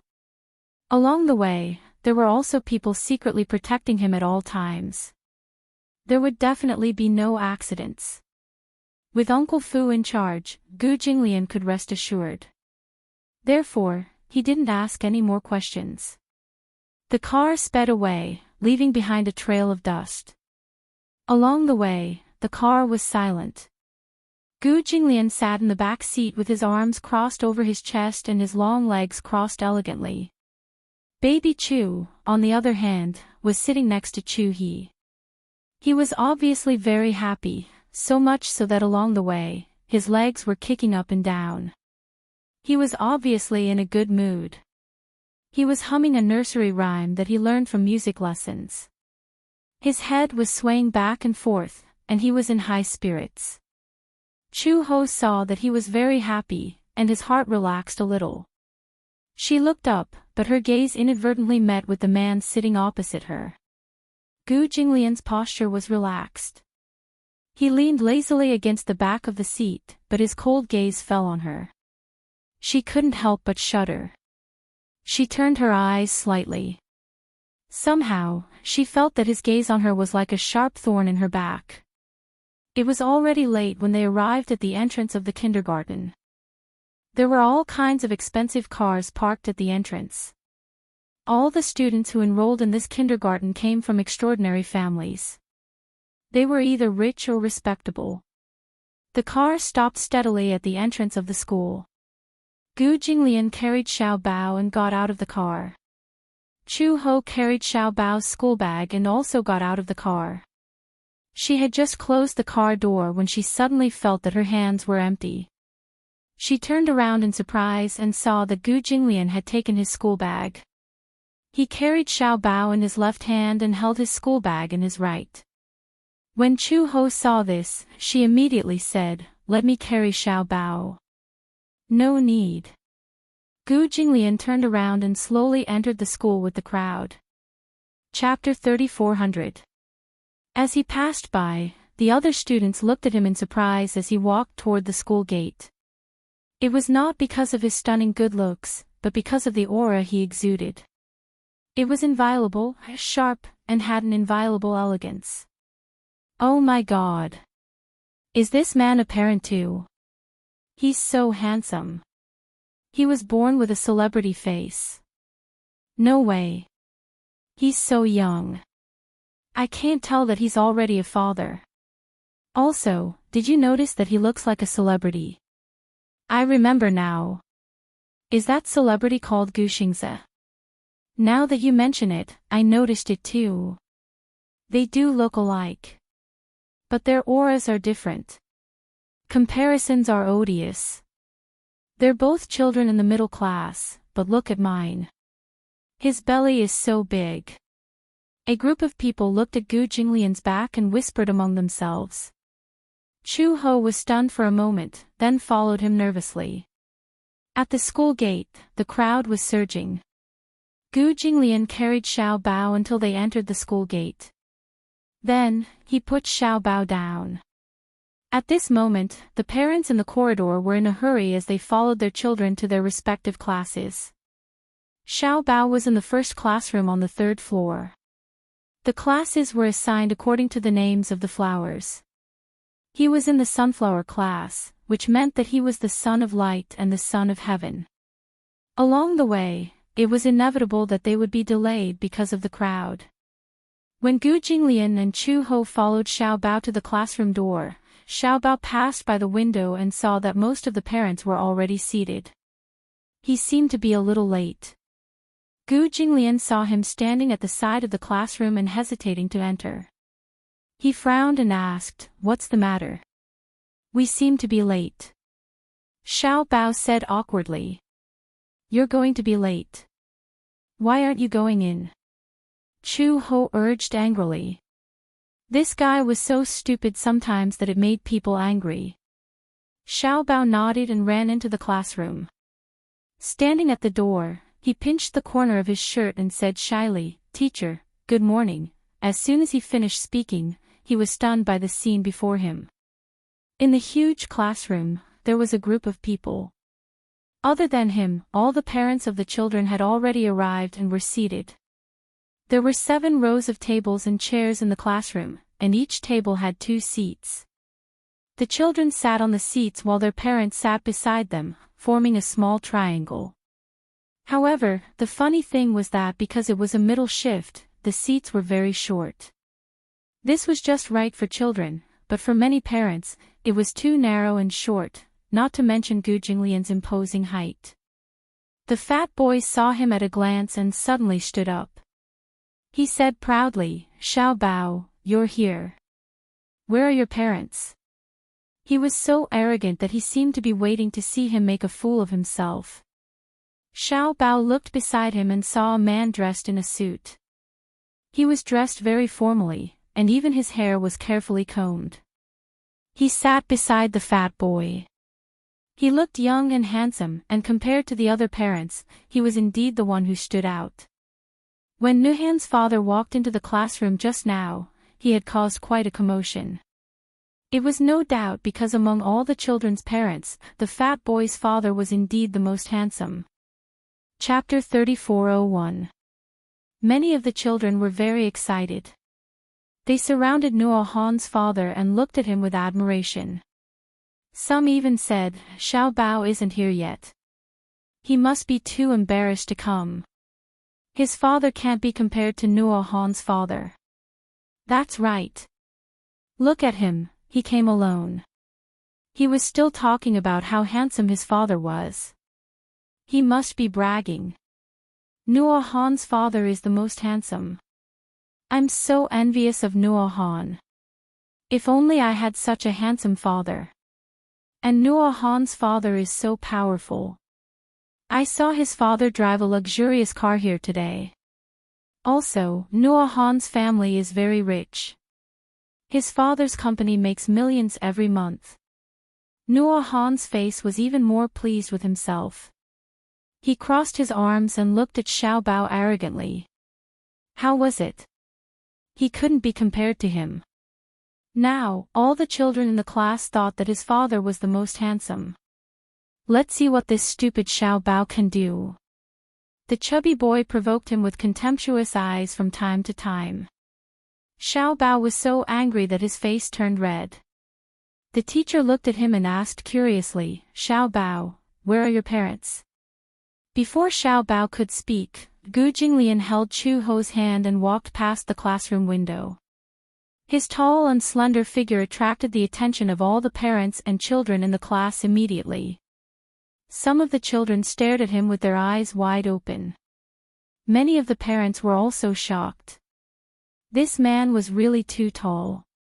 Just by looking at him, he was about 1.9 meters tall. They didn't know if it was because of his height, but his aura was intimidating. His every move had the aura of a magnificent army, looking down on all living things.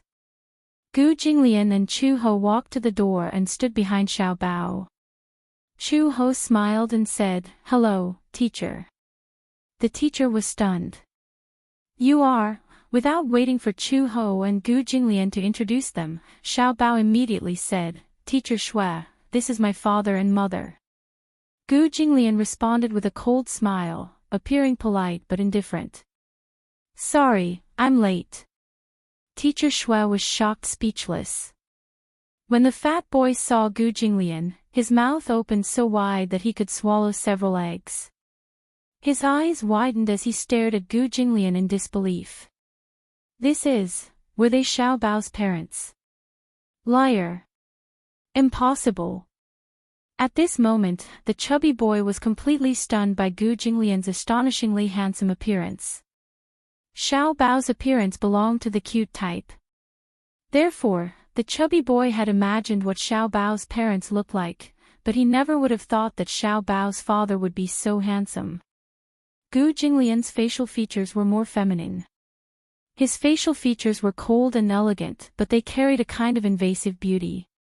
However, his facial features were very handsome and upright. He had sword-like eyebrows, phoenix eyes, a high nose bridge, and thin lips. This was a beauty that could destroy the world. It had nothing to do with gender. Even if it was a man, in front of such an arrogant man, they would feel ashamed of their inferiority. This kind of man was not usually seen in real life. He could only be seen on television. However, even Gu Xingze, who was once known as the beauty of the century, would pale in comparison to him. If the two of them stood together, it would be difficult to tell who was better. Chapter 3402.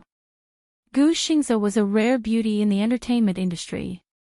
It was a pity that he had passed away at such a young age. However, this man's eyes and eyebrows bore some resemblance to Gu Xingze's. The most outrageous thing was that this man was shockingly young. Just by looking at his face, one could tell that he wasn't even 28 years old. And the woman standing next to Gu Jinglian was Xiao Bao's mother. Perhaps with Gu Jinglian in front of her, the second look at her was not as stunning as before, but she was definitely a woman with delicate features. Her eyebrows had a heroic spirit that ordinary women didn't have. Her facial features were beautiful but serious. Although she tried her best to appear gentle, as someone from the Interpol, she had a dignified aura that couldn't be ignored. Teacher. Xiao Bao saw that Teacher Xue was still in a daze and tried to call out to her a few times. Teacher Xue came back to her senses and immediately said, "You must be Xiao Bao's parents. Please return to your seat. The parent-teacher conference is about to start." Gu Jinglian held Xiao Bao's hand and returned to their seats with Chu Ho under everyone's shocked gazes. After Xiao Bao sat down, Gu Jinglian and Chu Ho ran into some difficulties. Although the chairs that the parents were sitting on were especially high, Gu Jinglian's tall and slender body was still stretched out when he sat down. Chu Ho had no choice but to stand up awkwardly and move the table slightly. Only then did the two tall people have a small space to sit. A few of the parents couldn't help but mumble in surprise, "They're so tall, I feel that it's quite uncomfortable for them to sit in such a small space, the couple is so tall and so good-looking. When the child grows up, he'll definitely be very tall too." Shang'er turned around and looked at Xiao Bao. She praised sincerely, "Xiao Bao, your father is really handsome. Much more handsome than Nuo Han's father." Xiao Bao smirked proudly, but was immediately embarrassed by the compliment. Blushing, she said, "Of course my dad is handsome." Children did not understand hypocrisy and modesty. Even if they were embarrassed to be praised, they would still happily accept it. Gu Jinglian frowned. There were many ways for young masters to compete with each other. However, this was the first time his own son had compared him to see whose father was more handsome. He didn't particularly care about his appearance, but because he had a serious obsession with cleanliness, he always took care of himself. Coupled with his exceptional looks and height, it could be said that he was particularly conspicuous among the group of parents. Ms. Xue stood on the podium and smiled at the audience. "Dear parents, hello. First of all, please allow me, on behalf of all the teachers and students of Sunflower Class, to extend our warm welcome and sincere thanks to all the parents present today." Ms. Xue was giving a speech on the podium. However, below the podium, whether it was the parents or the children, all of them were secretly sizing up Gu Jinglian. Chu Ho sat in his seat and felt the gazes from all around him. For a moment, he felt as if he was sitting on pins and needles and felt uncomfortable all over. She used to be a criminal police officer. Whether it was in the past or now, she didn't like the feeling of being watched in disguise. Especially Nuo Han's father, who kept nagging Gu Jinglian to look in her direction. Chu Ho raised his eyebrows unhappily and followed his line of sight to glare at him. Chapter 3403. Gu Jinglian was speechless. "What kind of game is this? I'm not playing." Chu Ho's eyebrows twitched. Just as he was about to say something, Teacher Xue called out from the podium, "Little you." Clap, clap, clap, the group of children patted each other's shoulders enthusiastically. Some of the more clumsy children were slower to react. When they heard "Little You's" command, they slapped their thighs. Even though the parents felt awkward and felt that this game was extremely childish, they still had to cooperate with their children. Therefore, they responded sparsely. Only Gu Jinglian sat in his seat and did not move at all. Teacher Shui laughed and said, Xiao Bao's father is not keeping up with everyone's rhythm. Gu Jinglian raised his eyebrows impatiently. Damn it. Xiao Bao laughed and said mockingly, Daddy, you're so stupid. You don't even know how to play such a simple game. Gu Jinglian glared at him. Shut up. Xiao Bao obediently shut his mouth. Shang'er, who was sitting in front, saw this and mumbled, Xiao Bao, your father is so fierce. Really? My father never dares to be fierce to me. Gu Jinglian saw the two children looking at each other and whispering to each other. Behind him, Chu Ho poked him with his finger and said angrily, Are you here for a parent-teacher conference or just sitting around? Since you're already here, don't put on airs. Gu Jinglian said coldly, Why didn't I hear about such a stupid game before coming here? Xiao Bao moved closer to him and whispered. Daddy. Don't be embarrassed. Otherwise, everyone will think that you're stupid for not knowing how to play such a simple game. Gu Jinglian looked around. Just as Xiao Bao said, seeing that he was sitting still, the other children whispered, Xiao Bao's father is so stupid. He doesn't even know how to play such a simple game. Shame on him. No wonder Xiao Bao was born so stupid, Gu Jinglian glanced over coldly. The child who said that Xiao Bao was stupid immediately had his mouth covered by his mother. Shoo! Don't say it. How dare he call his son stupid? It's starting. Chu Ho nudged him. Teacher Shui gave another command, rainstorm. Da-da-da, a group of people stomped their feet. Gu Jinglian was caught between a rock and a hard place. He stepped on it symbolically, but his face darkened. Chu Ho tried his best to hold back his laughter. Only the heavens knew how interesting it was for this man to play such a childish game. His face was especially dark, as if he was about to explode at any moment. It seemed that only during Xiao Bao's parent-teacher conference would there be such an opportunity for this demon king to play such a childish game with a bunch of little kids. Moderate rain.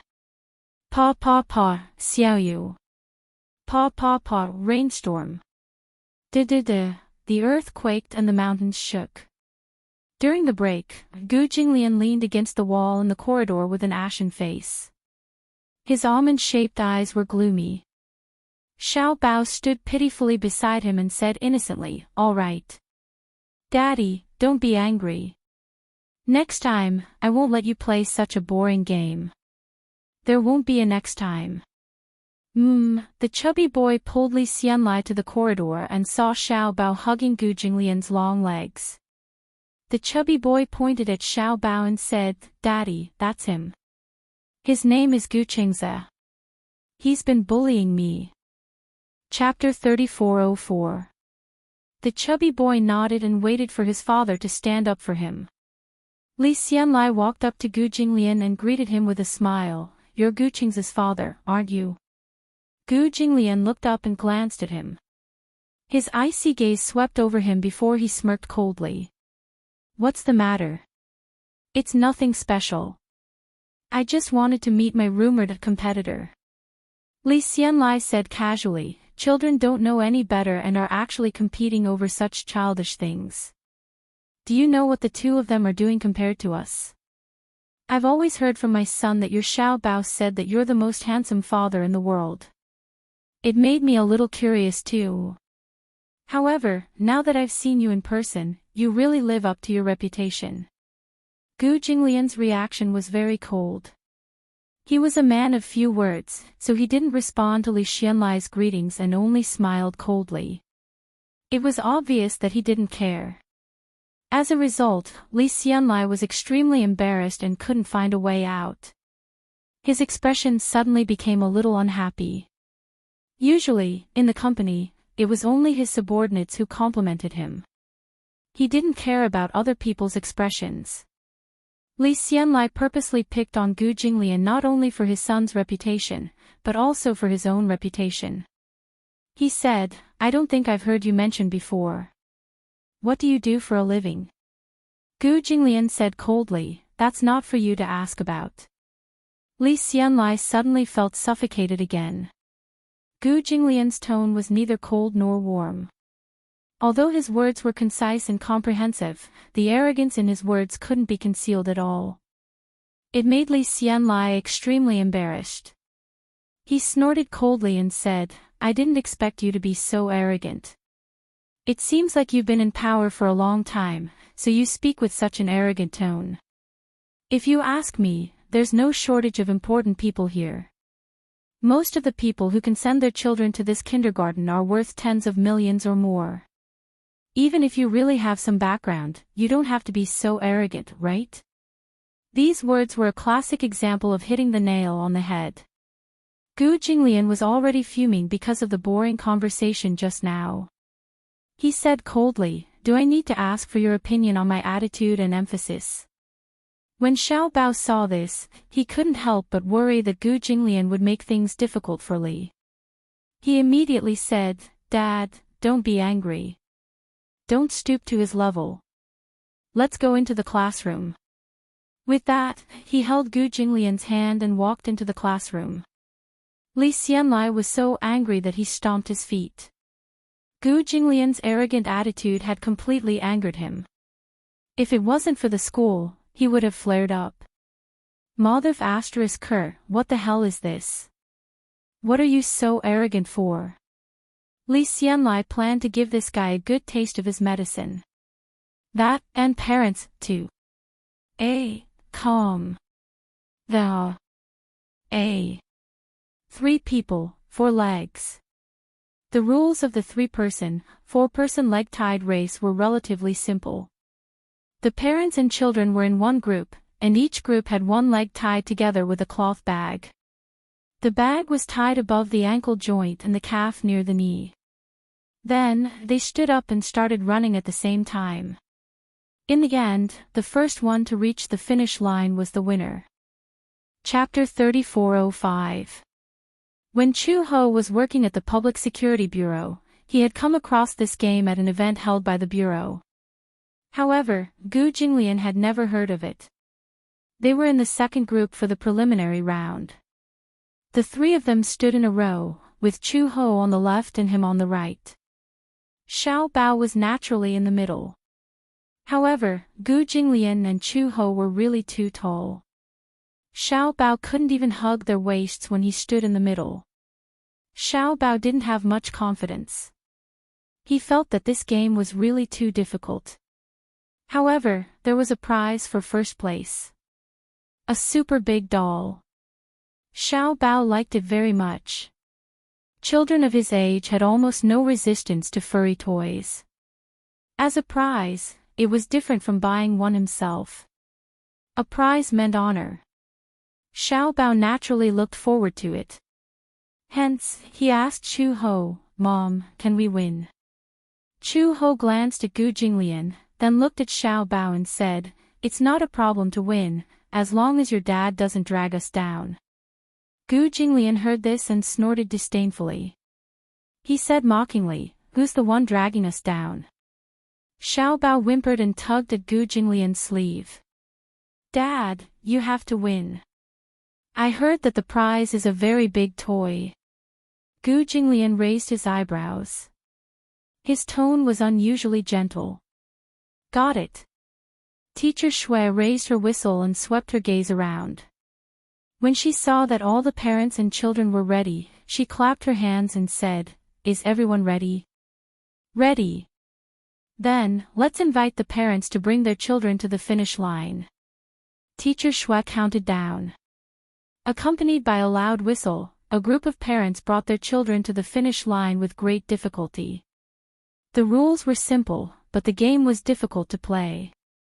Not only did it test the tacit understanding between parents and children, but due to the difference in height, if the steps of the parents were too big, the children would inevitably not be able to keep up.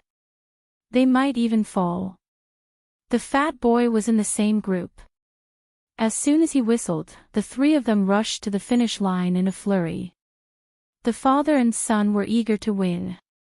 When they were close to the finish line, their steps were hurried and they dragged the little fellow down with them. They were in quite a sorry state. In the beginning, Gu Jinglian could not coordinate with Chu Ho. The two of them carried Xiao Bao and stumbled. The main reason was that Gu Jinglian was too tall, which became his biggest disadvantage. He had always been arrogant, so it was impossible for him to cooperate with Chu Ho. Chu Ho tried to cooperate with him.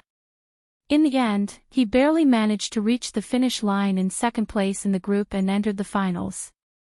Xiao Bao cheered, feeling that he was one step closer to victory. However, Chu Ho despised it to death. "You're so clumsy." Gu Jinglian was originally at a disadvantage. His desire to live had been aroused, so he was a little unhappy. When he heard her say that, his expression became a little dangerous. "Who are you calling clumsy?" "I said, Mom is talking about me." Xiao Bao stood between them and said with a head full of cold sweat, "Mom must be saying that I'm clumsy."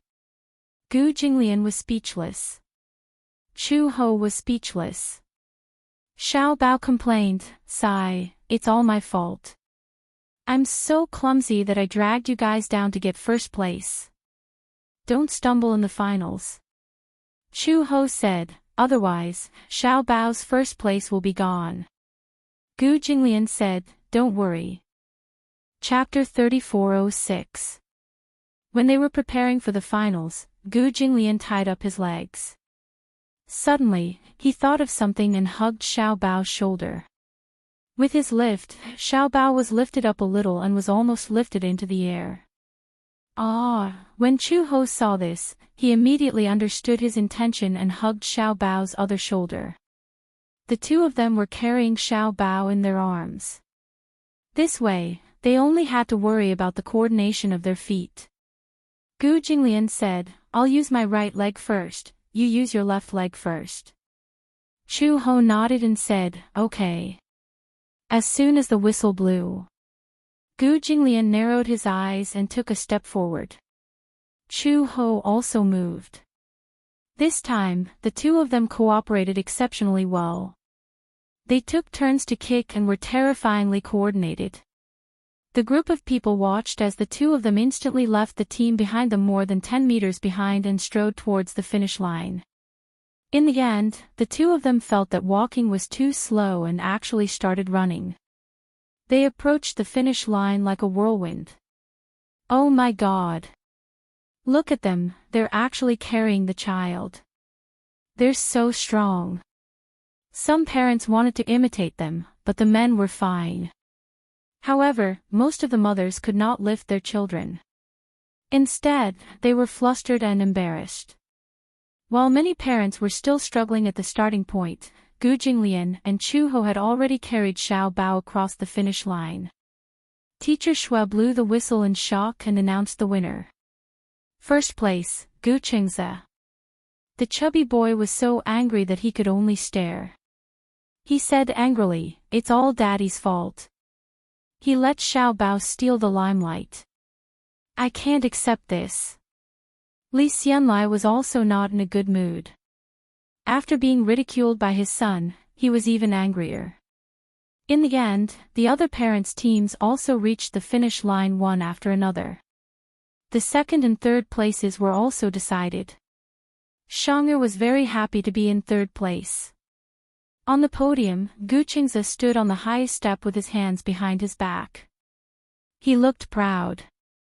Shang'er said enviously, "Xiao Bao, your parents are so awesome." "Of course." Xiao Bao patted his chest proudly and said, "My mom used to be a police officer. She can subdue a strong man to the ground with one hand. So powerful." Shang'er was dumbstruck. Teacher Shui came over to give out the prizes. The second and third place prizes were stationery. There were crayons and cartoon sharpeners. The first place prize was a meter-long doll. Xiao Bao was so happy that he hugged her tightly and grinned from ear to ear. Standing below the stage, Gu Jinglian looked at the little guy on the stage. The ice on his face finally broke and a slight smile appeared on his lips. Chu Ho inadvertently caught a glimpse of the smile on his lips. He was startled for a moment before curling his lips into a smile as well. When the parent-teacher conference ended, Xiao Bao was still reluctant to leave. Today was probably the happiest day of his life.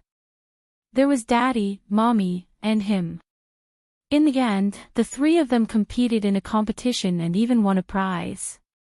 Everything that he had never dared to imagine had actually happened. It was so happy that it felt surreal. When they left the kindergarten and walked to the parking lot, Xiao Bao was hugging the heavy doll. Chu Ho offered to help him carry it, but he was reluctant to let go. Mommy, I'll carry it. Xiao Bao hugged the doll like it was a treasure, his face beaming. This is Xiao Bao's prize. No one can snatch it from me. Chapter 3407. Before he could finish speaking, a shadow flashed past him. Little chubby boy appeared out of nowhere and slammed him onto the ground. Xiao Bao was caught off guard and was knocked to the ground. Immediately after, his arms were empty. The toy had been snatched away by Nuo Han. Gu Jinglian turned around and saw Xiao Bao on the ground. Chu Ho immediately went forward and picked up Xiao Bao. Xiao Bao was in pain from the fall, but he held it in and did not cry. When he looked over, he saw that little chubby boy had already snatched his toy away and was holding it in his arms. Li Xianlai and Nuo Han's mother were standing at the side, looking at them with gratification, as if tacitly allowing their child to do so. Gu Jinglian's face darkened. Chu Ho was furious. He shielded Xiao Bao in his arms and said coldly, "What do you mean by this? Are you condoning your child to snatch someone else's toy?" Nuo Han's mother said disapprovingly, "What do you mean by snatching? The child is not sensible. It's not as serious as you make it out to be. Isn't this snatching? Taking something without permission is called stealing in the dark, and snatching in the open." Nuo Han's mother heard this and was quite angry. She said angrily to Nuo Han, "Nuo Han, return the toy to him. What kind of toy do you want? Mommy will go to the counter and buy it for you. Why do you want someone else's toy?" Nuo Han pouted and said, "I don't want it. I want this. I like it." Xiao Bao complained angrily, "If you like it, why don't you win it back with your own ability? Mommy and I won this toy. Return it to me." "I'm not returning it." Nuo Han also replied angrily. Who asked Xiao Bao to steal all the limelight at the parent-teacher conference today? Little Fatty was so angry that he couldn't vent his anger. Nuo Han's mother saw this and immediately said to Chu Ho, "It's just a toy. How much is it? I'll buy it."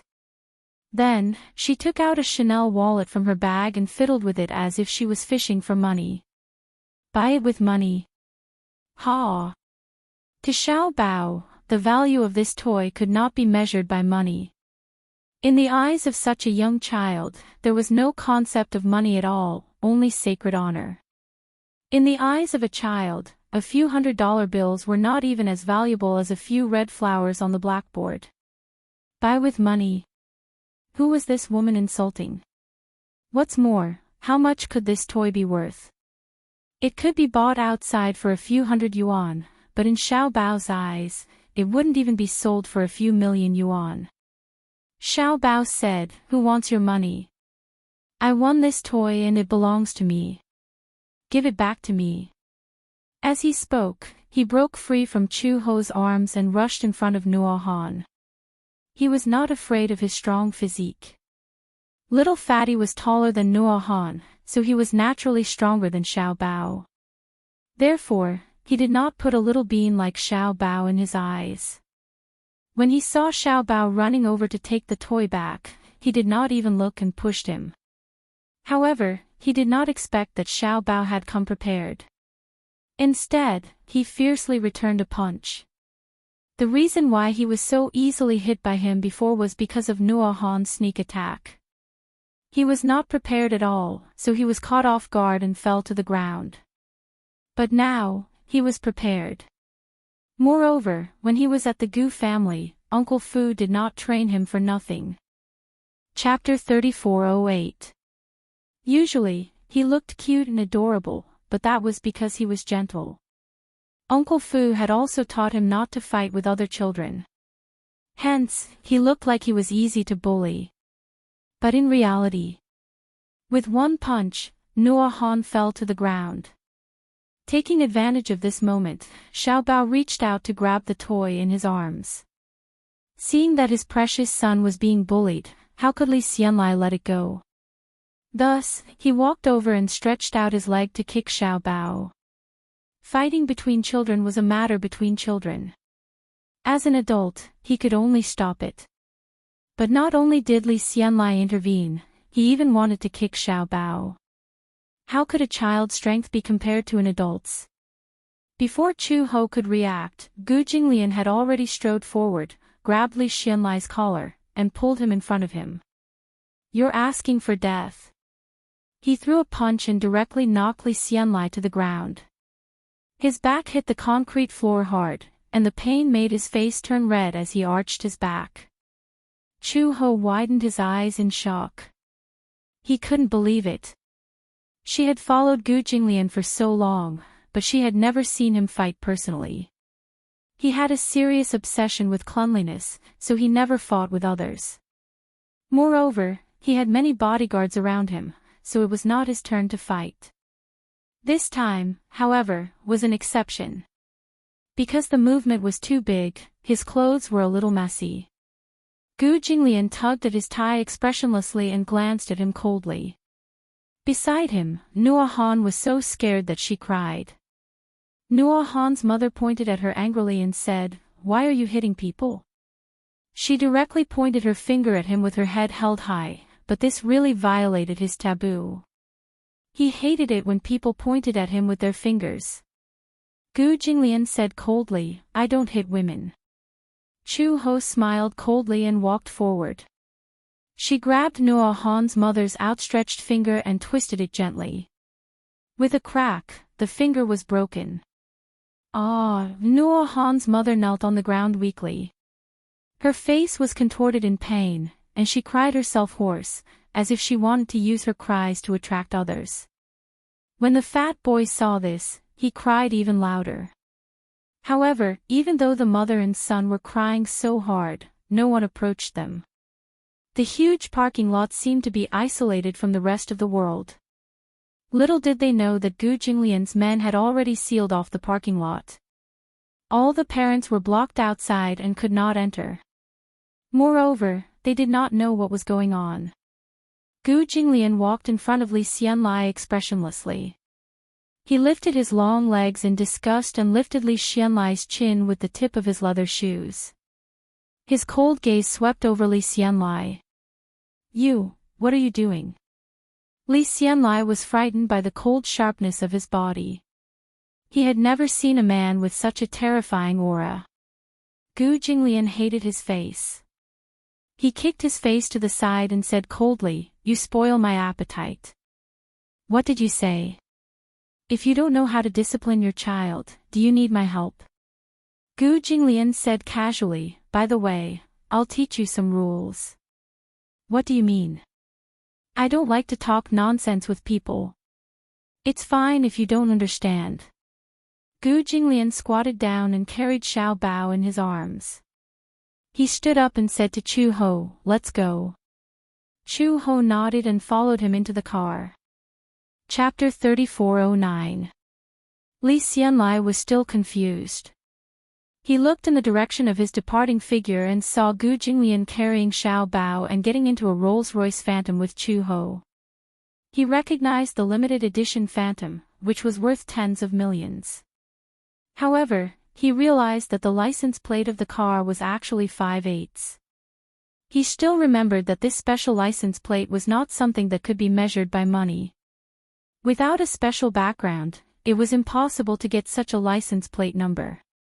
The Phantom slowly drove out of the parking lot. A number of black Audi A8s followed behind and escorted them away. Li Xianlai was speechless. He did not know who this man was. How could he travel in such a grand manner? Could it be that he really had an extraordinary background? Not long after the car left the parking lot, Li Xianlai did not have time to comfort his wife and children when he saw a group of men in suits coming over. He subconsciously protected Nuhan in his arms, only to see them pass by him and walk towards his car.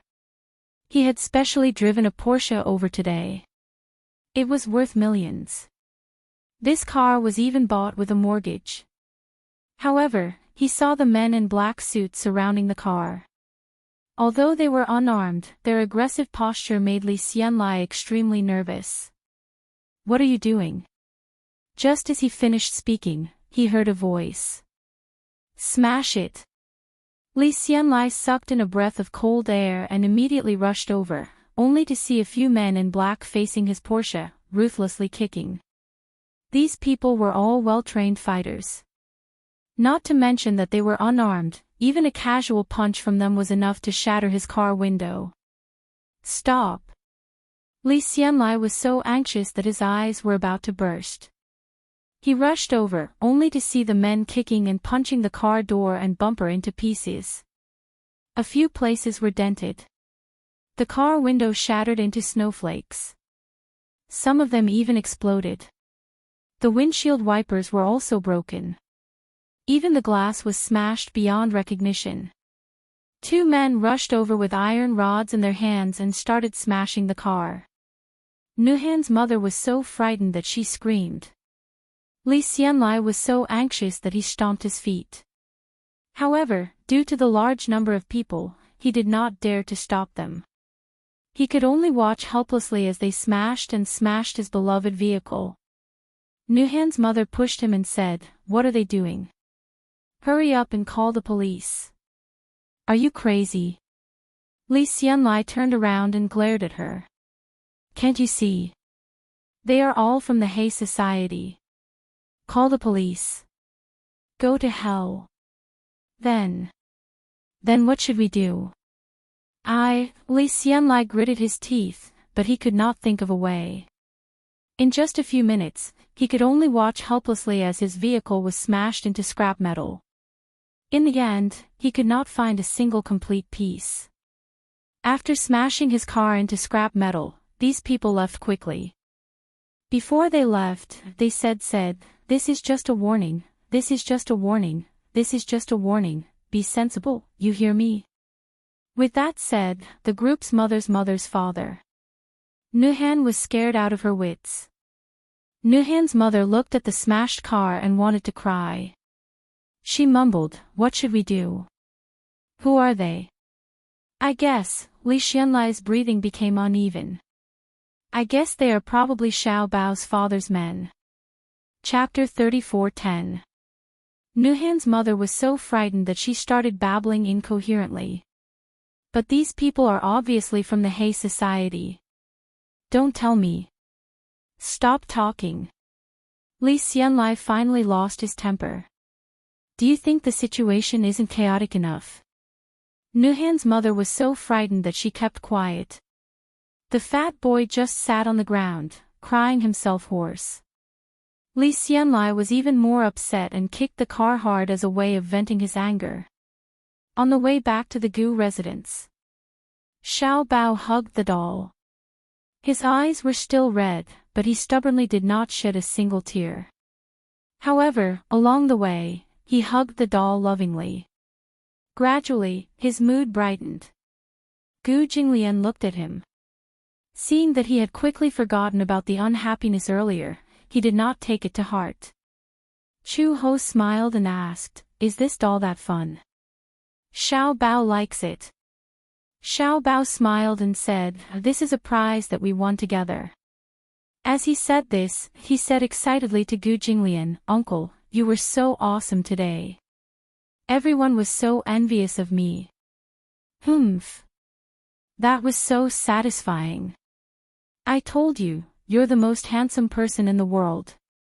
Chu Ho was amused by his childish words. This guy. Gu Jinglian raised his eyebrows. Noticing the way he addressed him, he said unhappily, You changed your way of addressing me just like that. He had changed his way of addressing him as uncle when they left the school. This kid. The little guy was a little guilty. He was also good at reading people's expressions. He carefully glanced at Chu Ho. Seeing that she was all smiles and did not seem to have any objections, he mumbled, Daddy. You're so unwilling. No one's forcing you. Xiao Bao immediately moved towards him, nudged him, and smiled obsequiously. No. Uncle. Daddy, don't mind it. I'm just used to it. I didn't see you not used to it in school. He kept addressing him as Daddy, as if he was afraid that others would not know that he was his father. Xiao Bao said guiltily, No. He was afraid that Chu Ho would take issue with him. If his mother didn't mind, he was more willing to call him father. After all, they had been together for such a long time. It would be a lie if they didn't have any feelings for each other. However, they didn't rely on him like other children rely on their fathers. Gu Jinglian snorted coldly and put an arm around his shoulder. His voice became gentler. Are you happy today? I'm happy. How could such a young child know how to lie?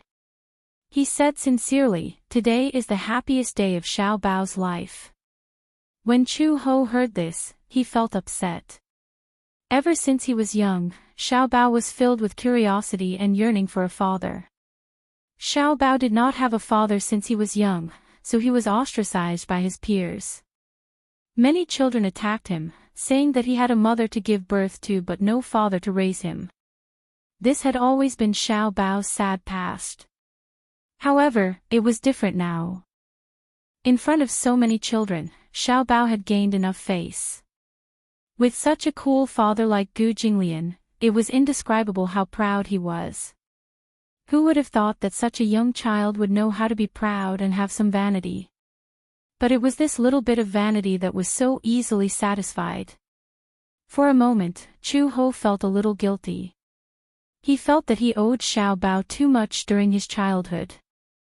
As soon as he got home, Xiao Bao held up the plushie and his beloved spoils of war and went to Uncle Fu to show off.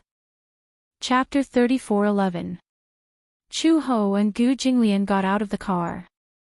Uncle Fu came up to them with Xiao Bao in his arms.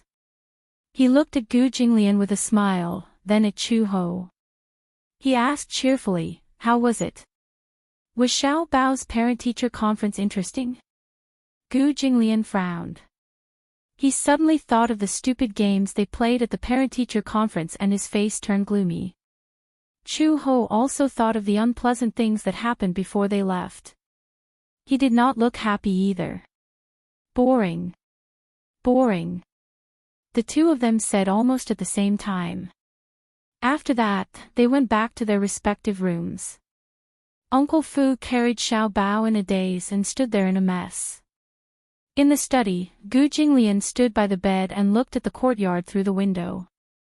Xiao Bao was playing with the doll by the pool. Beside him stood a few burly men. Although these thugs had fierce faces, when they looked at Xiao Bao, their gazes were full of affection. Ever since Xiao Bao had settled down in the Gu family, he seemed to have become the Gu family's mascot. Everyone liked him very much. These tough men had always fought and killed their way through, living a life of blood on the tip of the blade. However, when facing Xiao Bao, their warmest side was also stimulated. Children were like animals. They were very innocent and could stimulate the affection deep in people's hearts. Someone knocked on the door. Uncle Fu pushed the door open and walked in with tea and snacks in his hands. He saw Gu Jinglian standing by the window and placed the snacks on the table. Uncle Fu walked up to him.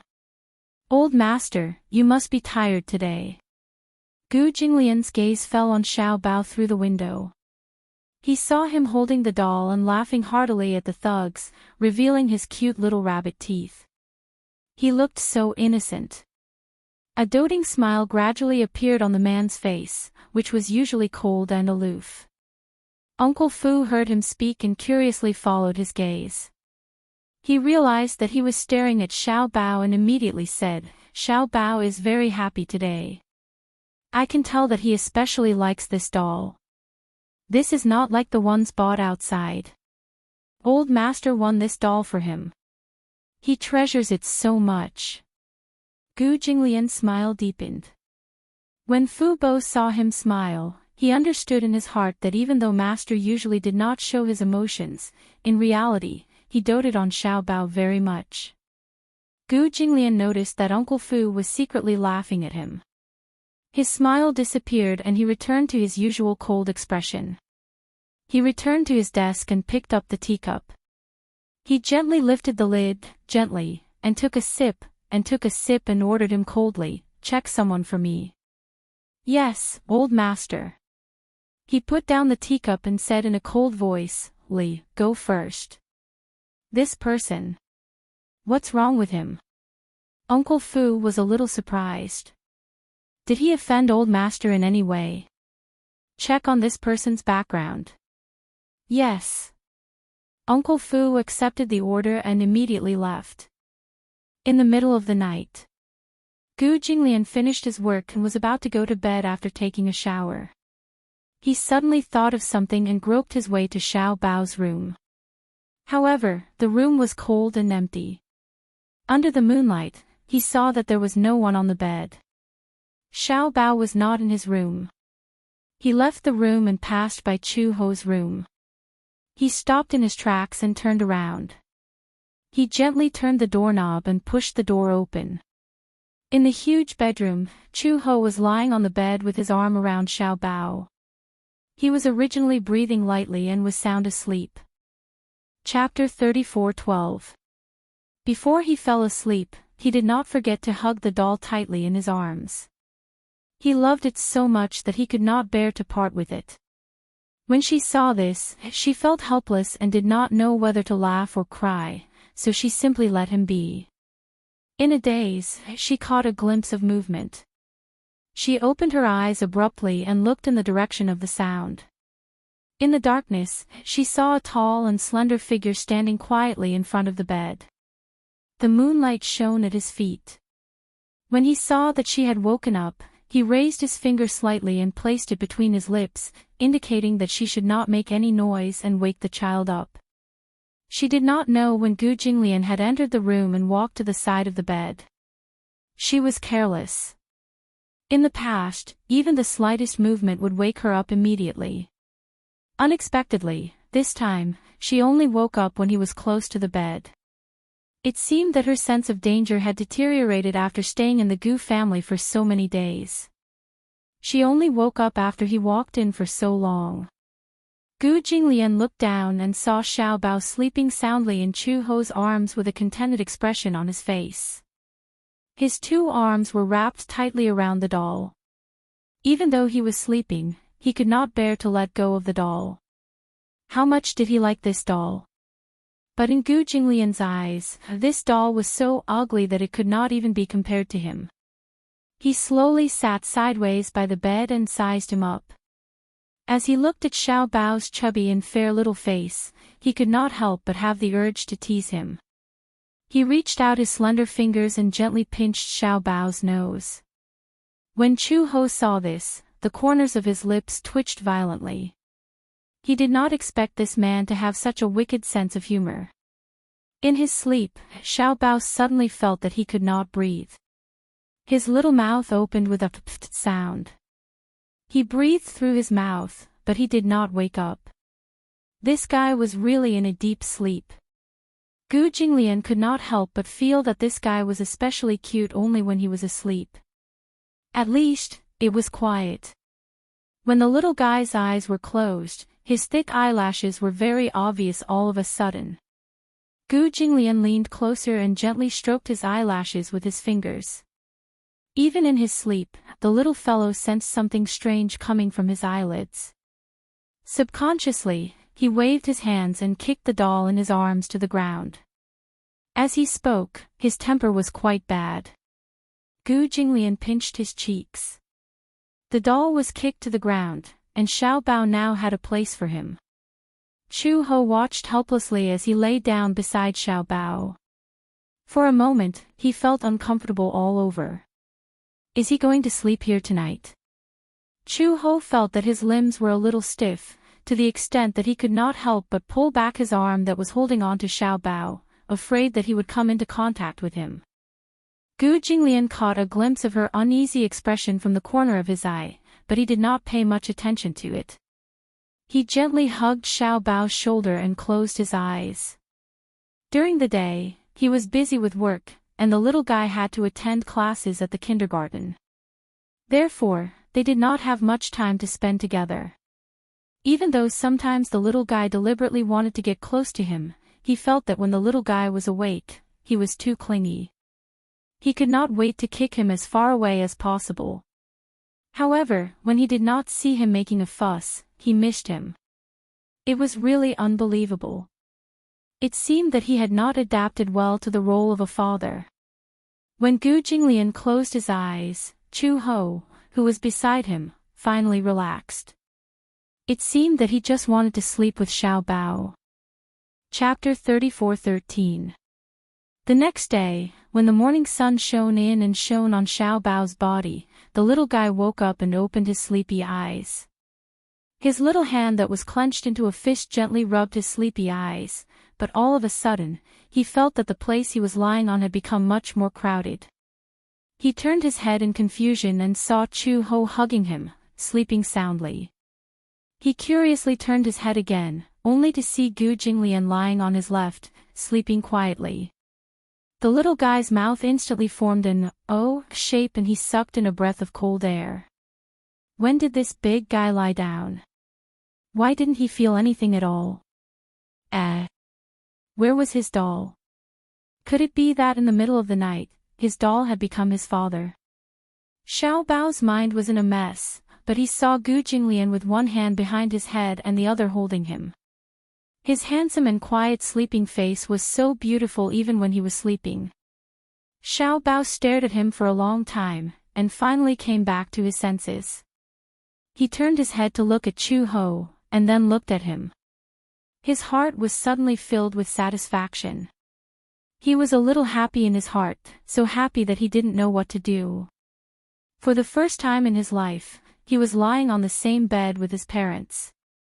Although he was sleeping in the middle and felt quite crowded, he still sincerely hoped that time would stop like this. So happy. It turned out that sleeping with his parents felt so safe. Although he woke up and was almost shocked, when he came back to his senses, Xiao Bao felt that he was so happy that he was about to fly to the clouds. Xiao Bao suddenly and carefully turned to face Gu Jinglian. He couldn't help but reach out his hand to trace his facial features. His handsome eyebrows were sword-like, his eyes were closed, his eyelashes were black, his nose was high, and his thin lips were gently pursed. His fingers gently traced his eyebrows. In his sleep, Gu Jinglian slightly frowned. He immediately carefully retracted his hand and immediately closed his eyes, pretending to be asleep. Hearing that there was no movement for a long time, Xiao Bao carefully opened the corners of his eyes again. Seeing that Gu Jinglian didn't seem to have any reaction and was still asleep, he was relieved. He lay flat again and looked down at his body. He saw Gu Jinglian's hand on his shoulder, and Chu Ho's hand around his waist. He didn't know why, but he had an idea. Thus, he carefully raised his hand and moved Gu Jinglian's heavy palm little by little towards Chu Ho's hand. He moved carefully, afraid that he would wake the two sleeping people. Gu Jinglian's palm was very big. Compared to his small hand, it could easily wrap around both of his hands. It was very difficult to move such a big hand. His movements were especially light. Gu Jinglian and Chu Ho were each more alert than the other. If he moved slightly more, it would be easy for them to wake up. When he got closer, he lifted Gu Jinglian's hand and gently placed his large palm on the back of Chu Ho's hand. In this way, their hands overlapped. Xiao Bao was extremely happy. His little face was red as he covered his mouth and laughed secretly. Ah, if only Daddy and Mommy were really so loving. Even in his dreams, he fantasized that Daddy and Mommy could truly love each other. In this way, the three of them could be together forever. In this way, he didn't have to worry about who to avoid. Although he now had Mommy and Daddy, the way they interacted with each other was very strange. Chapter 34:14. As Xiao Bao fantasized, he unknowingly felt a little sleepy. It was Saturday, so he didn't have to go to school. He closed his eyes and planned to have a good night's sleep. At 9:00 in the morning, Uncle Fu walked to Chu Ho's room and was about to wake them up when he opened the door. From afar, he saw 3 people lying on the bed. His eyes widened in shock and he almost couldn't close his mouth. Master! When did he lie here? He remembered that when he went to the study last night, Gu Jinglian hadn't gone to bed yet. Why was he sleeping here? Uncle Fu's imagination ran wild. When he walked into the room, Chu Ho woke up with a start. She frowned. Before she opened her eyes, she felt another hand on the back of her hand. She glanced over from the corner of her eye and realized that Gu Jinglian's hand was on the back of her hand. She opened her mouth slightly in shock and couldn't come back to her senses. What was going on? Why did he put his hand on the back of her hand? The man opened his eyes. Before he came back to his senses, he vaguely sensed that something was wrong. There seemed to be something warm and soft wrapped in his palm. His gaze followed his hand and he saw that his hand was on the back of Chu Ho's hand. For a moment, he was a little dazed. When he came back to his senses, he looked up. Their eyes met, but they quickly withdrew their hands. Gu Jinglian sat up on the bed immediately. He instinctively tugged at his tie, but his fingertips were clasping the lapels of his pajamas. He frowned and looked up. When he saw Uncle Fu standing at the bedroom door, he was stunned. What did he just see? What did he just see? He saw Master's hand on the back of Chu Ho's hand. Could it be? He couldn't help himself. Last night, it was impossible. Xiao Bao, the third wheel, was lying in the middle. However, it was an indisputable fact that the two of them had slept on the same bed. Uncle Fu looked at Gu Jinglian meaningfully. He suddenly realized something. Recently, Master rarely got close to other women. Ever since Xiao Bao settled down in the Gu family, he seemed to be cut off from women. And after Chu Ho moved into the Gu family, this situation worsened. Could it be that old master? Just as Uncle Fu was imagining the countless possibilities, Chu Ho also sat up from the bed. His face was somewhat ashen as he stroked the back of his hand, seemingly very dissatisfied. She glanced at Gu Jinglian coldly. Her eyes seemed to say, I didn't expect you to be such a lecherous man. Gu Jinglian's face darkened even more. He vented all his anger on Uncle Fu. What are you standing there for? Gu Jinglian said coldly, aren't you going to prepare breakfast? Uncle Fu immediately nodded. Just as he turned around, he suddenly thought of something. He turned back and cleared his throat. Gu Jinglian stared at him. What? Old master, breakfast is ready, Uncle Fu explained awkwardly. Gu Jinglian said coldly, have you done what I asked you to do? No, why aren't you going? Yes. Old master, please calm down, Uncle Fu hurriedly left. Old master's temper when he woke up was too terrifying. He couldn't bear it. Xiao Bao woke up. When he opened his eyes, he saw that Gu Jinglian and Chu Ho were already awake and sitting by the bed. However, in such a large room, there was an inexplicable pressure that made one's heart palpitate. Chapter 34:15. Xiao Bao curled up. He felt that when he woke up, the atmosphere would be so tense. Gu Jinglian didn't look too good, and Chu Ho didn't look too good either. What was going on? They were clearly fine just now. Why did everything change the moment he woke up? Chu-ho sat on the edge of the bed. When she thought about how Gu Jinglian's hand was on the back of her hand when she woke up, she felt irritated. She instinctively reached out, pulled the blanket over, and wiped the back of her hand fiercely. Pervert. When Gu Jinglian heard this, his eyes couldn't help but darken a few degrees. Even though she didn't mention any names, it was obvious who she was referring to. Pervert. To hell with it. When he woke up and saw this scene, he was still baffled. Gu Jinglian was upset. He suddenly got up and left the room. Chu-ho saw his sullen back and became even more annoyed. Why did he look so angry? She hadn't even said anything. Xiao Bao carefully glanced at Chu-ho's expression and asked tentatively, "Mom, what's wrong? You seem to be very unhappy."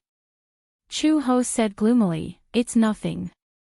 I dreamed that I was bitten by a dog." Xiao Bao's lips twitched.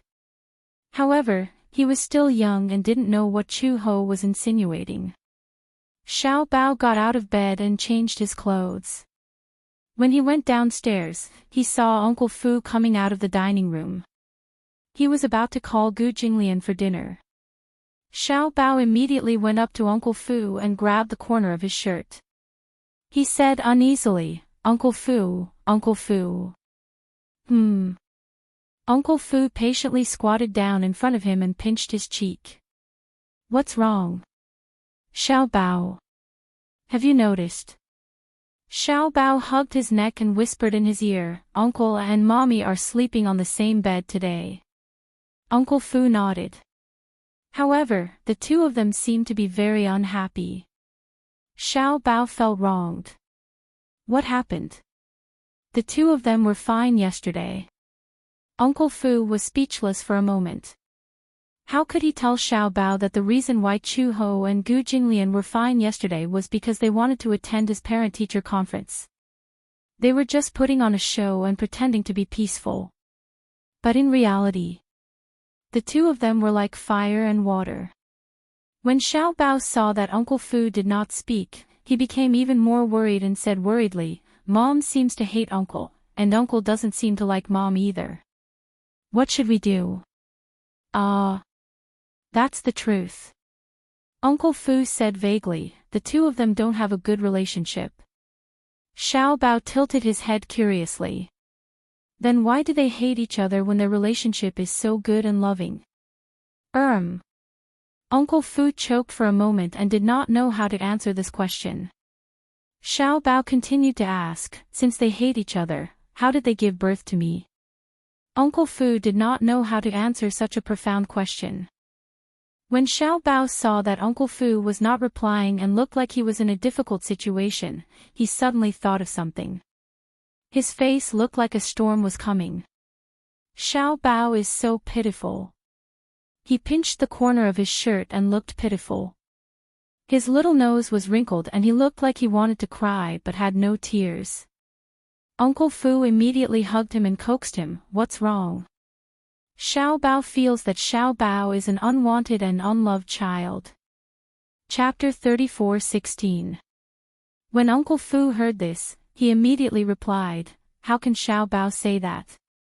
Who said that no one wants Xiao Bao? Who said that no one loves Xiao Bao? Doesn't Uncle Fu dote on you?" Whoa! It would have been better if he hadn't said this. Once he did, Xiao Bao opened his mouth and howled. Uncle Fu was caught off guard and his eardrums almost exploded. Xiao Bao doesn't want Uncle Fu. Xiao Bao wants Papa, Xiao Bao wants Mama. Okay. Sure. Uncle Fu hugged him tightly and coaxed him, don't cry. Xiao Bao, how can you think this way? Doesn't your Papa dote on you? Your Mama dotes on you too. But, Xiao Bao sobbed as if he had suffered a great grievance. He hugged Uncle Fu's neck, his eyes red and filled with tears. He looked very pitiful. But Papa doesn't like Mama, and Mama doesn't like Papa either. By then, Papa will definitely have another woman he likes, and Mama will definitely have another man she likes. By then, when Papa marries another woman, and Mama marries another man, Xiao Bao will have one more stepmother and one more stepfather. If Papa hates Xiao Bao, and Papa hates Xiao Bao and ostracizes Xiao Bao, Papa doesn't want Xiao Bao, and Mama doesn't want Xiao Bao either, Xiao Bao will completely become an unloved and unwanted child. Whoa! After throwing out a series of words, the little bean sat down on the ground and wailed loudly. His cries were earth-shattering, and even ghosts and gods would weep. Uncle Fu covered his face. He had to admit that the little boy understood this problem very well. When he thought about it, it made sense. On the other hand, he wasn't worried about Master. However, if Chu Ho really fell in love with another man, then Xiao Bao would have a stepfather. Indeed, not good.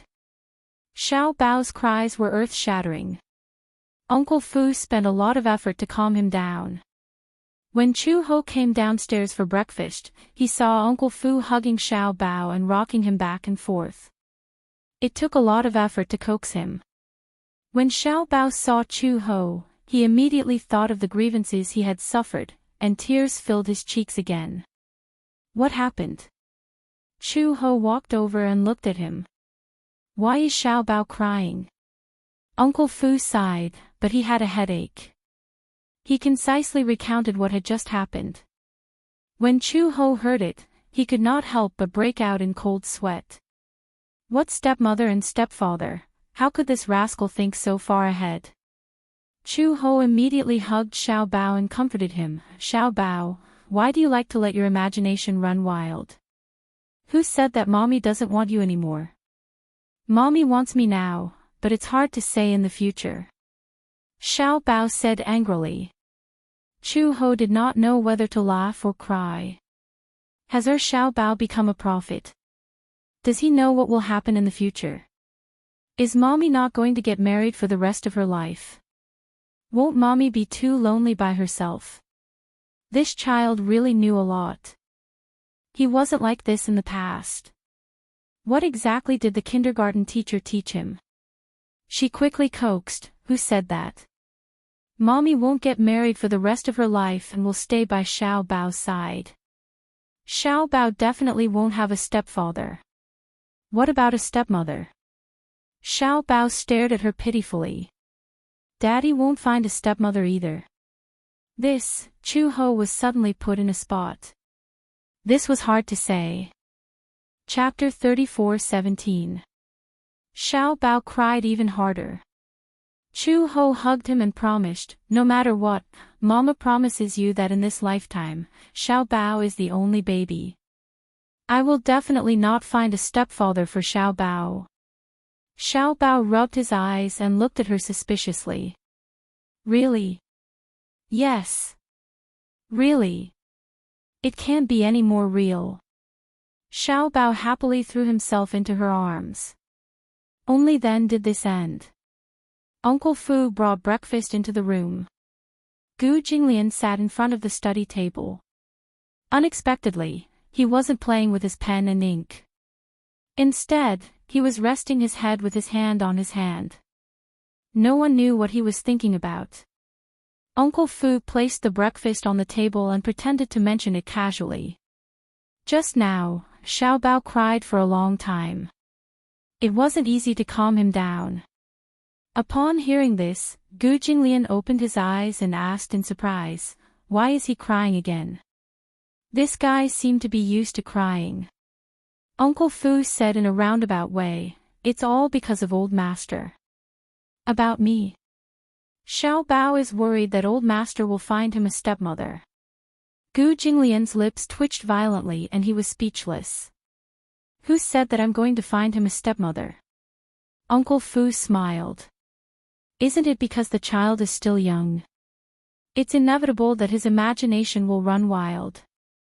The little guy is very sensitive. It's easy for his imagination to run wild. Tell him to relax. It's impossible. Gu Jinglian casually picked up his cup and took a sip of the black tea. Uncle Fu probed again, then. Old master, it's not that I want to say this, but it's still the same old saying. Now, in the entire Gu family, only old master's marriage matters are the most worrying. I've said it before. I'm not getting married. Gu Jinglian put down his cup and said coldly, you don't have to worry about this. Uncle Fu sighed and said, how can I not worry? Master, do you have a girl in mind? No, Gu Jinglian said without thinking. Then, how about Chu Ho? Uncle Fu smiled. What do you think of her? Nothing. Gu Jinglian gradually became impatient. Are you here to talk nonsense with me? Uncle Fu immediately looked down, shook his head, and said, no, no. It's just a passing mention. Get out. Uncle Fu was kicked out of the house. However, not long after, Gu Jinglian heard footsteps coming from the door. Then, the door was carefully pushed open, and a small head sneakily poked in. Gu Jinglian looked up, but from the corner of his eye, he caught a glimpse of a little girl sneaking into the room sneakily. What? Only when he spoke did Xiao Bao realize that his whereabouts had been discovered. He immediately straightened his body and smiled brightly. Daddy. After yesterday's parent-teacher conference, he was almost used to saying this word. Gu Jinglian's ears were also pleased to hear this. However, he didn't have to think about it to know that the little guy's smile was so flattering that he must be up to no good. I have something to report. Xiao Bao immediately walked to his side and lay on his lap. He asked curiously, Daddy, do you think Mommy is pretty? What kind of question was this? Gu Jinglian said coldly, she's average. Then do you think Mommy is good? Average. Xiao Bao was not satisfied and asked again, then, how did Xiao Bao come about? Gu Jinglian was also choked by him. This guy seemed to have the ability to make others speechless. This question was really too difficult to answer. Chapter 34:18. Gu Jinglian gave a catch-all answer. You'll know when you grow up. Xiao Bao racked his brains but could not figure it out. Don't always say that you'll wait for me to grow up. Because even when I grow up, I don't understand why you don't want my mother when she's so good. Gu Jinglian, when I grow up, I don't know why you two gave birth to me even though you two clearly hate each other. Xiao Bao hugged his thigh in distress and said sadly, Daddy, do you know? Xiao Bao thought that he didn't have a father when he was born. Other children have fathers, but Xiao Bao doesn't. Xiao Bao saw other children being carried and lifted up by their fathers every day. Why didn't Xiao Bao have a father? Is it because Xiao Bao isn't good enough? Why doesn't Daddy want Xiao Bao? These words could be said to be extremely sad to hear. The little guy looked up and tilted his head. Suddenly, he stammered, actually. Do you know? I'm still quite grateful to that auntie. She kidnapped me and brought me to this city. Otherwise, I wouldn't have met you, right? The auntie he was referring to was naturally Song Enya. If it weren't for her, he might not have known that he actually had a father in this lifetime. This father could be quite fierce at times. He spoke with a cold face like an iceberg and would even glare at him fiercely. Therefore, although there was hatred toward Song Enya, there was also a little gratitude. Somehow, he had found his father. However, looking at the seemingly irreconcilable cold relationship between Gu Jinglian and Chu Ho, he frowned for a moment. When he woke up in the morning, he overlapped Gu Jinglian's and Chu Ho's hands. Similarly, he harbored a beautiful wish. He did not intend to force them at all. It was just that he hoped that his father would truly be his father. He hoped that Gu Jinglian would not only treat him well, but also Chu Ho well. When Gu Jinglian heard this, his gaze could not help but become unfathomable. Back then, his relationship with Chu Ho was a complete accident. And Xiao Bao's birth was nothing more than an accident. There was no love, no crystallization of any emotions. The truth was straightforward and cruel, but it was the truth. Before this, the only reason he had allowed Chu-ho to stay in the Gu family was because of Xiao Bao. Xiao Bao relied on Chu-ho, and Gu Jinglian also cared about Xiao Bao's feelings, so he tacitly allowed Chu-ho to stay in the Gu family. However, it was also limited to this. He had never seriously thought about how to deal with the problem between him and Chu-ho. But now, Xiao Bao's uneasiness and hesitation made him reconsider this question. Gu Jinglian lowered his head and looked at Xiao Bao hugging his leg with a resentful look on his face. He couldn't help but say softly, "Don't worry, you won't have a stepmother." This was his promise, and also his guarantee to Xiao Bao. As long as he said something, he would not change it unless he was dead. When Xiao Bao heard this and received his guarantee, his heart was greatly comforted. Okay. It's a promise. Xiao Bao stretched out his pinky and said, "Pinky swear." Gu Jinglian was stunned, but he still stretched out his pinky and hooked it with his. Xiao Bao said sternly, "Pinky swear. You're not allowed to lie to me for 100 years. With that said, he put a seal on Gu Jinglian's thumb with a serious expression. Only then was it complete. This little fellow seemed to be very easily satisfied. After he gave this promise, the little fellow was really satisfied and no longer pestered him to ask this and that. Chapter 34:19. On the weekend. When Gu Jinglian arrived at the company, there was already someone waiting in the reception room. His assistant reported, "Mr. Gu, they're here." Hearing this, he walked towards the reception room. As soon as he pushed the door open, the principal and the form teacher immediately stood up and smiled at him obsequiously. However, no matter how big their smiles were, they could not hide the fear in their eyes. Who was Gu Jinglian? What kind of existence was the Gu family in the capital? They were a super financial group that owned 4 major multinational corporations and were almost on par with the Mu Corporation in the past. Especially now, the Mu Corporation was no longer as glorious as before. The Xingyu Corporation was rising, but the Gu Corporation still occupied an important position. However, Gu Jinglian's identity was not that simple. Anyone who had lived in the capital for many years would definitely hear the name Gu Jinglian. His identity caused others to be wary of him. Therefore, when they saw Gu Jinglian walk in, the air in the huge reception room suddenly froze. Gu Jinglian turned back to his seat and glanced at them lightly. "Sit." Only then did the principal and form teacher dare to sit down. Seeing him was like seeing a saint, they were afraid of neglecting him. The form teacher sat uneasily, not knowing where to place her hands. Previously, at the parent-teacher conference, she did not know Gu Jinglian's background. However, after the parent-teacher conference, the principal hurriedly came to her and said that something had happened. She did not know what had happened. The principal asked her, "There's a child in your class called Gu Qingze. Do you know his background?" She was still at a loss. It was not until the principal told her about Gu Jinglian's identity that she felt a lingering fear. She carefully recalled if she had neglected this man at the parent-teacher conference. Only when she was sure that she had not neglected him did she feel relieved. The principal said that something had happened in the parking lot. When she asked what had happened, the principal said that Li Nuhan's father's car had been smashed. It was said that it was a Porsche that had been smashed into scrap metal and was completely destroyed. With the engine destroyed, the car was equivalent to a wreck.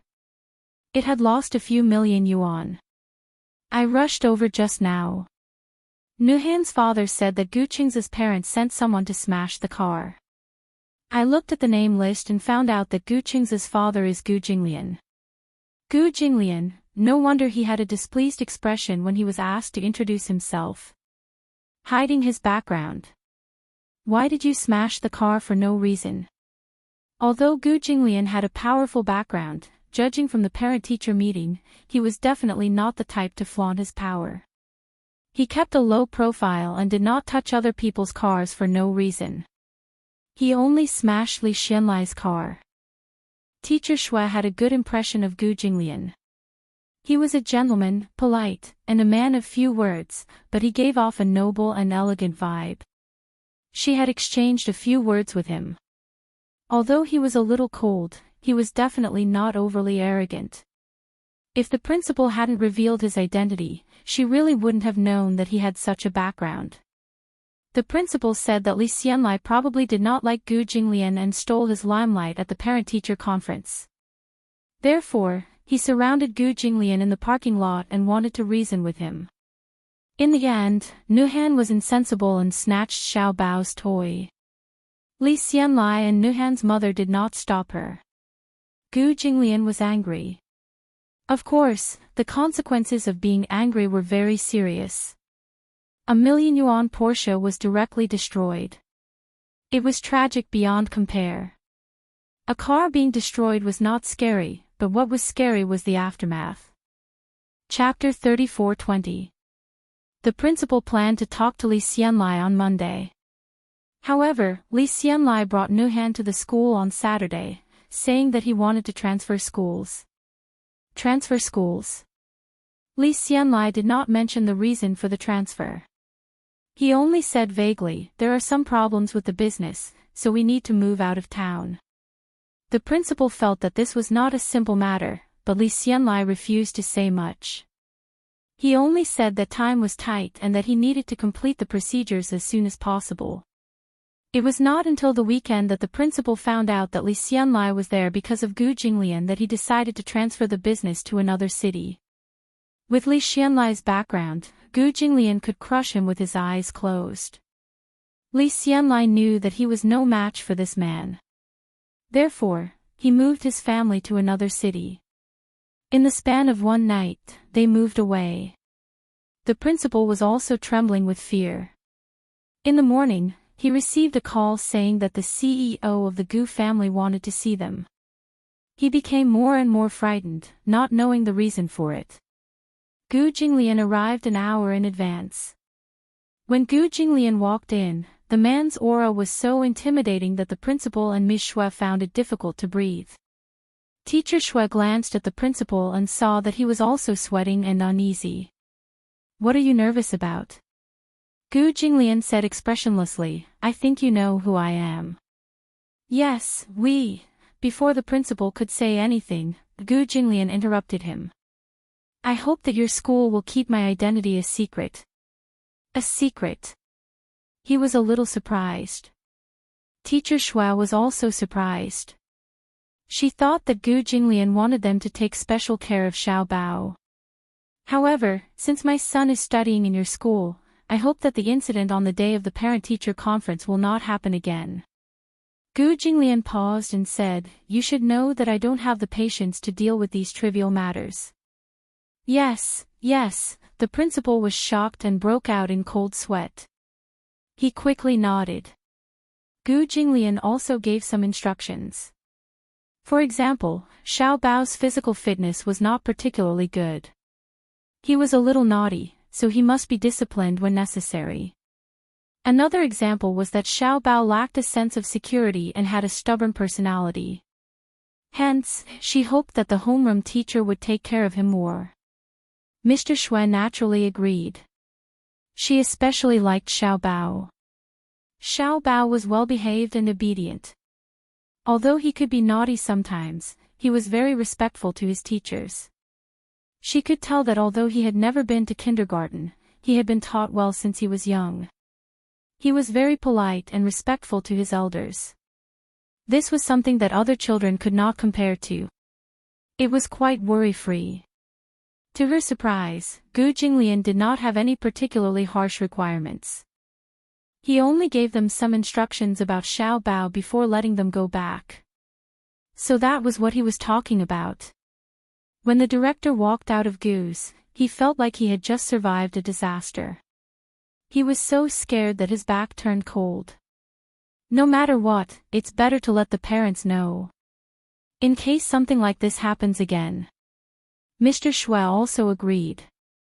Therefore, they went back and called the parents of the other children in the class one by one to remind them about this matter. They simply hoped that their children would not bully little Treasure, lest they get into trouble. All the parents knew that Xiaobao came from a powerful family. Hence, when they went back home, they either threatened, exhorted, or threatened their children. Chapter 34:21. Monday. Xiaobao went to kindergarten as usual. However, when he skipped to class with his backpack, he felt that the atmosphere in the class was different. Many of the children were avoiding him. Xiaobao sat down on his seat and saw Shang'er turn her head. She looked a little scared as she called out his name tentatively. Xiaobao, Morning, Shang'er. Xiaobao smiled brightly and greeted her as usual.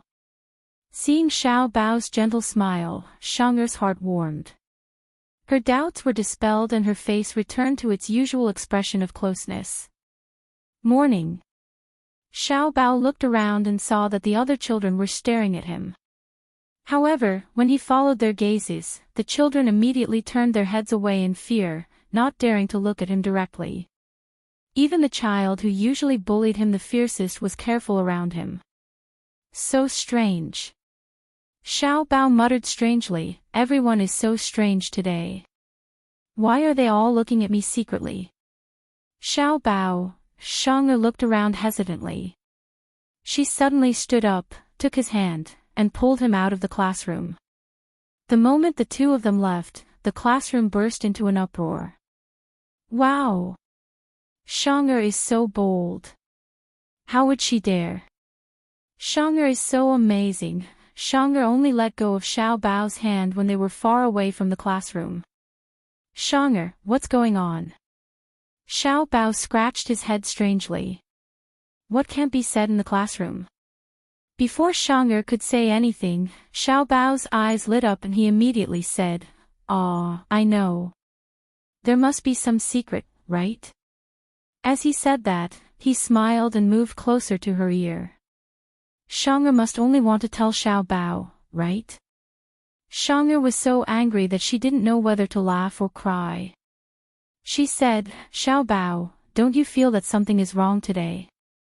Now that she mentioned it, little Treasure also realized it. That's right, something's not right. What's wrong with them? They keep staring at me. I don't know either, but my mom told me to keep a distance from you and not play with you. Xiaobao heard that and his eyes widened in shock. Why? Because my mom said that your dad is super fierce. As she said that, the little girl revealed a fearful expression. Xiaobao heard that but he couldn't refute. A little, Shang'er heard that and her heart ached. Is your dad also very fierce to you? It's okay, it's just sometimes. Yeah, he's a little fierce. Little Treasure immediately added, but it's still all right. But how did her mother's mom knew that his dad was fierce?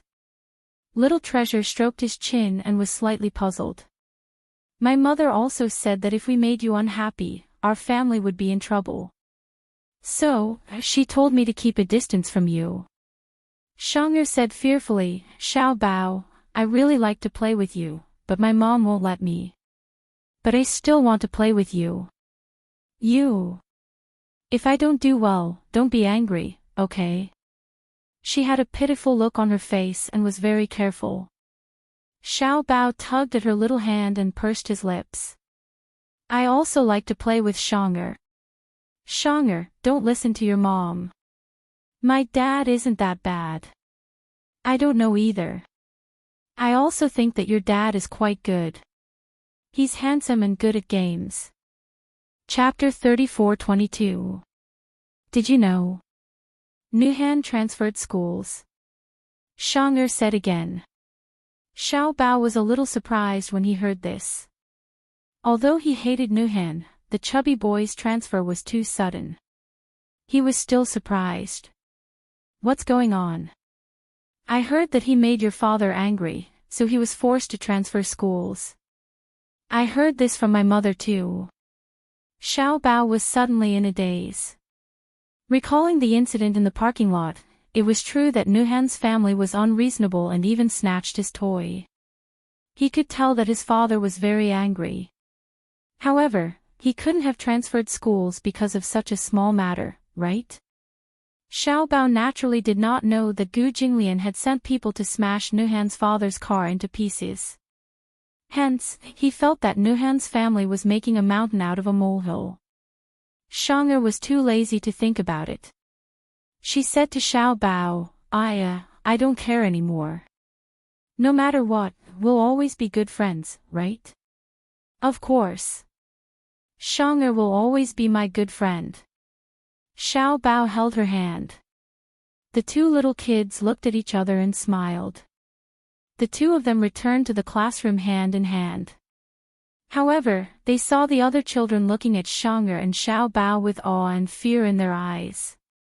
Why does Shang'er still dare to hold hands with Xiao Bao? Shang'er is so pitiful. Don't tell me she likes Xiao Bao.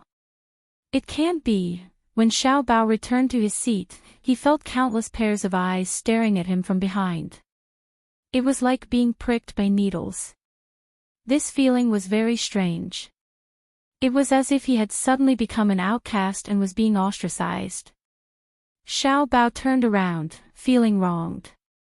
However, he saw the children immediately shrink their shoulders, looking very afraid of him. Was there a need to be like this? During lunch, Xiao Bao sat in his seat. Other than Shang'er, the other children stayed far away from him. During the afternoon nap, Teacher Xue moved the child sleeping with him to another bed. Xiao Bao did not sleep for the entire afternoon. He sat up and looked at the other beds. The other children were sleeping together. Only he seemed to be left out by the world. How could this be? How did he become an outcast for no reason? Why were so many children distancing themselves from him for no reason? He did not do anything wrong, and did he bully anyone? Why were the children ostracizing him? During the afternoon activity class, Xiao Bao stood alone in the gym. He looked at the other children who were playing in full swing. He felt so wrong that he wanted to cry. Shang'er was about to walk over when a child pulled her back. Shang'er, don't play with Gu Qingze anymore. Why? Because if you make Xiao unhappy, his father's if he's angry, who knows? The children whispered in her ear. Shang'er's expression became much more complicated. She was still hesitating when the other children pulled her away. She looked back at Xiao Bao 3 times with every step, reluctant to leave. Shang'er, seeing that Shang'er did not want to play with him, Xiao Bao's eyes turned red, but he forced himself not to cry. After school that night, Chu Ho came to pick him up. However, he saw him sitting in the classroom, motionless and unhappy. All the children were packing their bags nimbly. Only he was staring blankly at the empty table, his face full of worry. Chapter 34-23. Xiao Bao sat alone in his seat, looking gloomy as though he had been alienated by the other children. Chu Ho was stunned. She walked to his side and helped him pack his bag. However, she saw Xiao Bao looking up at her, looking aggrieved. Mom, halfway through his sentence, his face darkened and he looked like he was about to cry. Chu Ho saw this and immediately squatted down. She hugged him and asked curiously, "What's wrong? Who bullied you?" "No one bullied me." Xiao Bao pursed his lips and said, "I'd rather someone bullied me." It was precisely because no one bullied him that he felt disappointed. It wasn't that he needed to be abused, but the feeling of being alienated was too lonely. "Mom, what did I do wrong? Why do all the children avoid me when they see me?" Chu Ho was also confused. That day, at the parent-teacher conference, she saw many children surrounding him. Xiao Bao was long and Xiao Bao was short. He was very popular. How did everything change after just one weekend? Xiao Bao poked his finger and said, "Did Xiao Bao do something wrong? How could that be?" Chu Ho picked him up and comforted him gently. "Xiao Bao is so obedient and not naughty." How could he not like Xiao Bao? Xiao Bao leaned on her shoulder sadly. He pursed his lips but didn't say anything. Chu Ho sighed helplessly.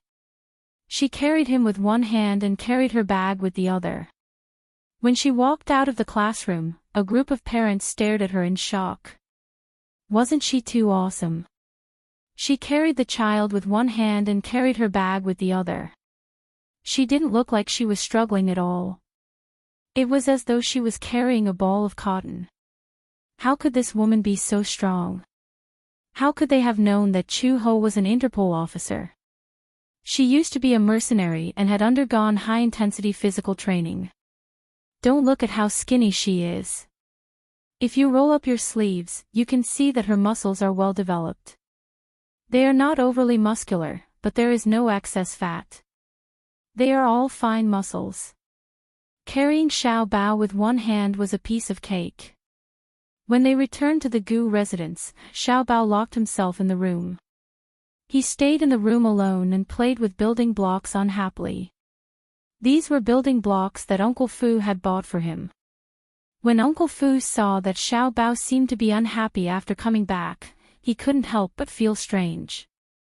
He asked Chu Ho, "What's wrong with Xiao Bao?" "I saw that the little guy was still in high spirits when he went to school. I don't know what happened either. Could it be that he was bullied by other children? How could this be?" Chu Ho said, "I think a lot of children are alienated from him." Alienate? Yes. Uncle Fu also started to worry. He had thought that this matter would pass quickly. He didn't expect the situation to worsen. It was fine on the first day, but on the second day, the children in the class didn't even look at him. Other than the homeroom teacher and the lifestyle teacher, the other children didn't dare to talk to him. Other than Shanger, who was still the same as usual. But sometimes, the other children would run up to Shanger and secretly say bad things about him. "Don't talk to Xiao Bao." For a moment, Xiao Bao was like a ghost in the class. He couldn't be mentioned at all. Xiao Bao suddenly felt depressed. How could it be like this? Was he some kind of plague? They were avoiding him as if he was something. How infuriating. Chapter 34-24. That day, Uncle Fu went to wake Xiao Bao up as usual. However, Xiao Bao refused to get out of bed no matter what. He curled up in his bed and refused to go to school. No matter how Uncle Fu coaxed him, he refused to move. In the end, he said, "Xiao Bao doesn't want to study anymore." When he said this, Uncle Fu realized the seriousness of the matter. It seemed that this little guy had met with some trouble in school. However, no matter how much Uncle Fu asked, Xiao Bao remained wrapped in his blanket. His small body curled up in his bed and he refused to talk to him. He only said, "The other children don't like me anyway. It doesn't matter if I go or not. So, I'm not going." When Uncle Fu heard this, he couldn't help but think of Gu Jinglian's childhood. At that time, when Gu Jinglian was in kindergarten, he had initially studied in a private international school. That school was of a higher class than the one Xiao Bao was studying in now. It was an international school. Hence, the children who attended the school were from other countries. Many of them were foreign workers, high-ranking officials in embassies, and senior management of multinational corporations. However, Gu Jinglian was the only one who had a special background. At that time, although the Gu family wasn't as powerful as it was now, they were still powerful enough to be on par with the Mu Corporation. In the beginning, when Gu Jinglian entered the school, the Gu family didn't emphasize his identity too much. However, Uncle Fu had forgotten the exact reason. It seemed that in the kindergarten, a child had provoked Gu Jinglian. In the end, the two children couldn't accept each other's words and started fighting. At that time, Gu Jinglian was only 5 years old. However, he inherited the blood of the Gu family. He didn't talk much, but he didn't have a temper. Once he got angry, he would fight if he could. From the time Gu Jinglian could remember, he didn't talk much. He was taciturn and had a cold temperament. In kindergarten, she wasn't very popular either. Rather than saying that he was unsociable, it was more accurate to say that Gu Jinglian had matured early since he was a child. After all, he grew up in such a family environment. What he saw from a young age was unimaginable to other children. Violence and fighting. When he was very young, he even followed his father to patrol the casinos. Many times, he watched as the gamblers, whether they were in debt or cheating, were beaten by a group of people until they wished they were dead. In such an environment, he matured earlier than the other children. In comparison, other children at this age were innocent and naive. As a result, there was a very deep generation gap. Gu Jinglian, on the other hand, disdained to interact with those children. The arrogance in his bones made him isolate himself. However, after entering kindergarten for a period of time, his cold personality had slightly improved. However, during that fight, he was careless and didn't know how to control the strength in his hands. As a result, the child was covered in cuts and bruises. 5-year-old children had always been good at imitating. Whatever the adults did, the child would watch from the side and imitate them. Usually, when children fought, they would either grab the child's clothes or give him a soft punch. However, Gu Jinglian pushed the child to the ground, picked up a small stool, and smashed it directly on him. His violent personality scared all the children in the class. However, Gu Jinglian didn't know that fighting like this was wrong. Chapter 34-25. What right did he have to give in to a weakling? When he fought, he also used all his strength, but Gu Jinglian was even more ruthless. Ever since that incident, little Jing Lian was immediately quarantined by the children in class and became a dangerous person in everyone's eyes. From that day onwards, his character returned to his former cold, arrogant, and taciturn personality. No one could fit into his world anymore. When he reached primary school, Gu Jinglian no longer went to school. Instead, he hired a private tutor and studied at the Gu residence. At that time, the Gu family even specially built a private school. Uncle Fu did not expect that Xiao Bao would repeat the same mistake. This was not what he wanted to see. He only hoped that Xiao Bao could grow up safely and healthily like a child from an ordinary family. Seeing that Xiao Bao was really unwilling to go to school, Uncle Fu did not force him. Chu Ho stayed at the Gu residence to accompany Xiao Bao, while Uncle Fu rushed to the casino. "Ah, Master Gu! Master Gu, spare me, spare me. I won't do it again." A man's wailing and howling could be heard from the side room of the casino. Gu Jinglian sat calmly on the sofa, holding the teacup lid and gently taking a sip. Beside him, a few thugs picked up iron rods and smashed this person. "Didn't I warn you and give you 5 days to return the money? Do you really think we're a charity organization? Not only are you not returning the money, you're even running away. Ha! Where do you think you're running to?" The gambler hugged his head and curled up into a ball on the ground, trembling. He was beaten black and blue and had several broken bones all over his body. "Masters, spare me. Spare me. I won't dare to do it again. I won't dare to run away again. I won't run away again." This gambler owed the casino a few million yuan and had been in debt for 2 years. With the interest compounding, the principal and interest amounted to tens of millions of yuan. Gu Jinglian said that he did not want him to return the principal and interest. At least, he would be forgiven if he returned the principal and added 1 million yuan in interest. This was already considered extremely benevolent. In the end, after giving an ultimatum, this guy actually wanted to run away. However, the capital was so big and the Gu family's influence spread throughout the capital. Every little movement was under their control. Where could he run to? It didn't take much effort to capture him.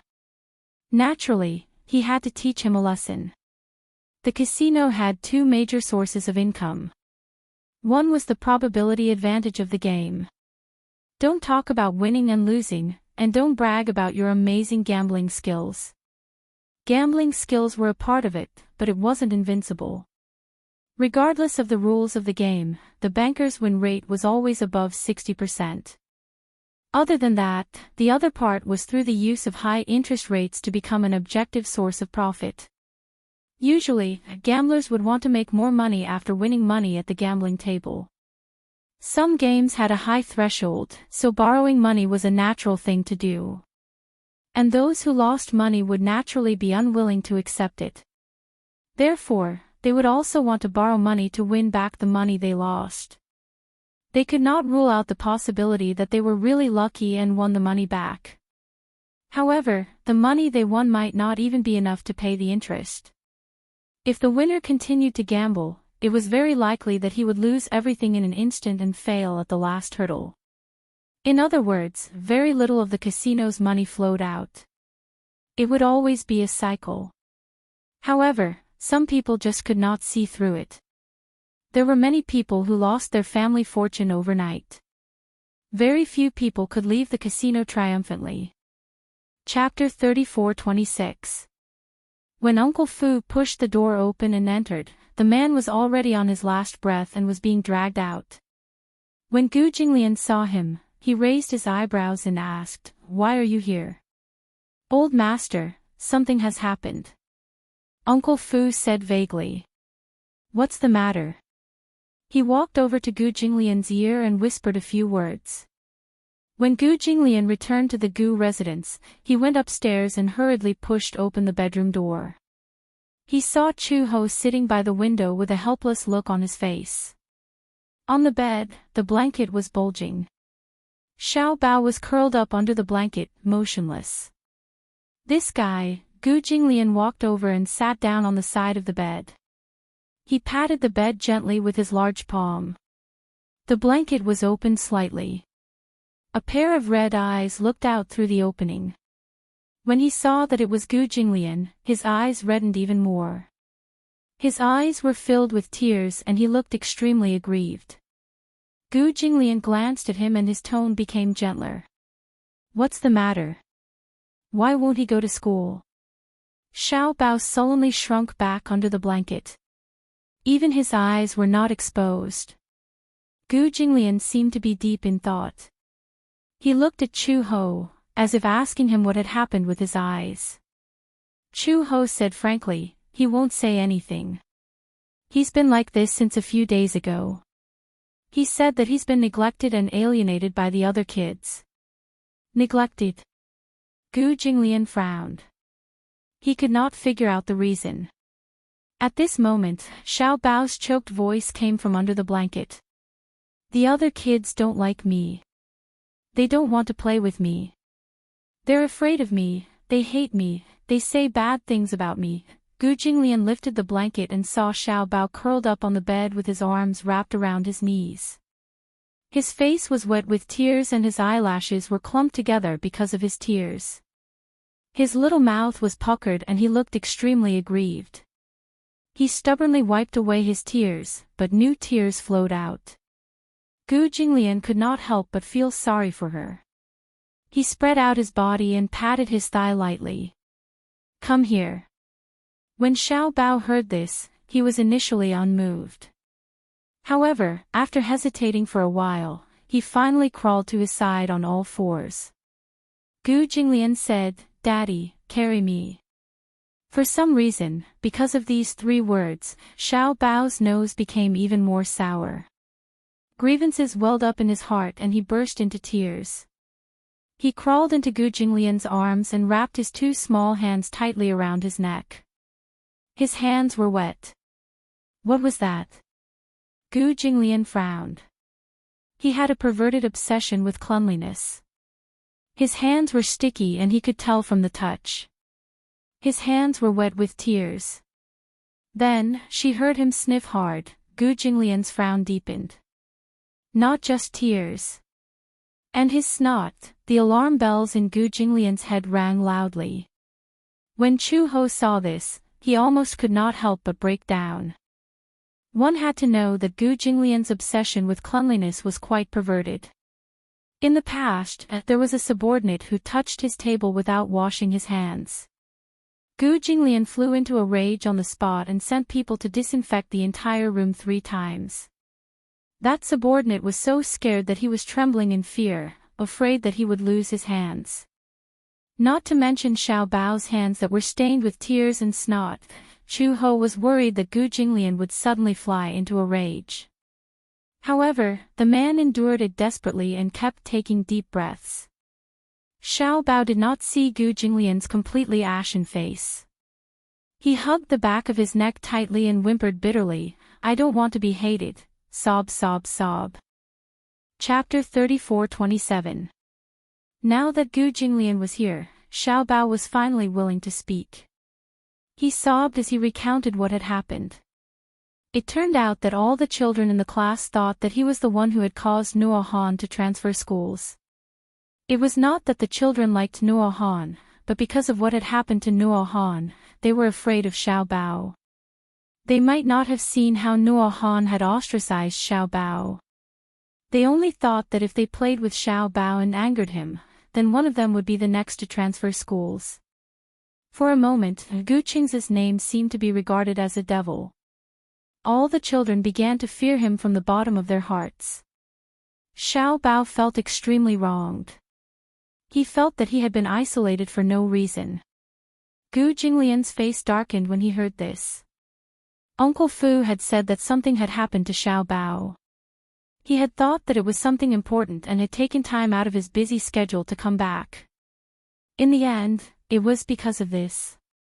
Gu Jinglian pushed his face away in disdain. His voice was extremely cold. "If you don't want to go to school, it's the same at home." Xiao Bao widened his eyes in shock and looked at him with tears in his eyes. What? Gu Jinglian had always had a limit to his patience. He did not like to repeat what he had said a second time. "If you don't want to go to school, it's the same at home." He repeated it patiently. Xiao Bao had originally thought that Gu Jinglian would comfort him or hold him in his arms and coax him. He did not expect that Gu Jinglian would actually say that if he did not want to go, then he should not go. Such unexpected words made Xiao Bao dumbfounded. "What's wrong?" Gu Jinglian raised his eyebrows. "You don't want to go. It's the same at home." Even if he did not study or go to school for the rest of his life, Gu Jinglian would still hire the best tutor for him. A diploma was important. But in Gu Jinglian's eyes, it was not worth mentioning. For him, some things that were too formal could be settled with money and power. In other words, Xiao Bao could stay in the Gu family and hire a tutor to teach him culture. When he became an adult, he could buy an honorary certificate from a famous university. There was no difference. "Tomorrow, I'll get Uncle Fu to find a teacher for you. Just stay at home." "No." After hearing what he said, Xiao Bao felt indignant. He muttered, "I want to go to school." "Then why didn't you go to school today?" Gu Jinglian asked. Xiao Bao was speechless for a moment. Gu Jinglian said, "There should be a limit to how willful you can be. If you want to go, then go. If you don't want to go, then don't go." He had to be responsible for his own decisions. "You still want others to be responsible for you?" Xiao Bao, he felt so wronged after being reprimanded. However, he did not dare to defy Gu Jinglian's authority. In Xiao Bao's eyes, Gu Jinglian's words were very authoritative. His words were almost like an iron law. Perhaps this was the difference between a father and a mother. The image of a father in a child's heart was great and intimidating. Some things that worked for Chu Ho might not work for Gu Jinglian. How could he not see Xiao Bao's intentions? He had been wronged in school and came home to vent his grievances. Then, through him, the matter would be resolved perfectly. However, he did not want Xiao Bao to rely on him too much. Chapter 34:28. Don't. Xiao Bao was so nervous that he started to cry again. I don't want to drop out of school. I'll go back to school tomorrow. Good boy. Gu Jinglian patted his head. At the side, Chu Ho and Uncle Fu were dumbfounded. No matter how they tried to coax him, Xiao Bao refused to come out of the blanket. However, Gu Jinglian settled the matter with just a few words. Xiao Bao looked at Gu Jinglian pitifully. His pitiful eyes were like those of a helpless puppy. He said softly, "But what if the children don't like me? Why don't they like you?" "Because," Xiao Bao sniffled and said, "because they think I'm not easy to get along with." Gu Jinglian asked, "Then do you think I'm easy to get along with?" "Of course." Xiao Bao said seriously, "Xiao Bao is so cute and obedient." Teacher Shui said that Xiao Bao is very likable. Gu Jinglian said, "Then let them know that you're a child worth getting along with." Xiao Bao was enlightened when he heard this. He suddenly realized that he might be able to change the other children's prejudice against him through his own efforts. Gu Jinglian's words seemed to have enlightened him all of a sudden. At this thought, Xiao Bao nodded and said, "Yes. Xiao Bao understands now." Gu Jinglian stood up and turned around. However, he saw Uncle Fu staring at him as if he was worshipping a god. "Master, I didn't expect you to have such a method to deal with children. Was this considered a form of loosening the reins only to grasp them better?" Gu Jinglian adjusted his sleeves casually.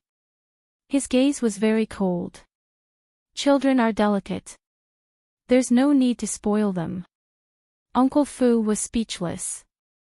Chu Ho's lips twitched. Although Gu Jinglian's way of educating his child seemed unreasonable, she knew that sometimes, Xiao Bao really needed such a method.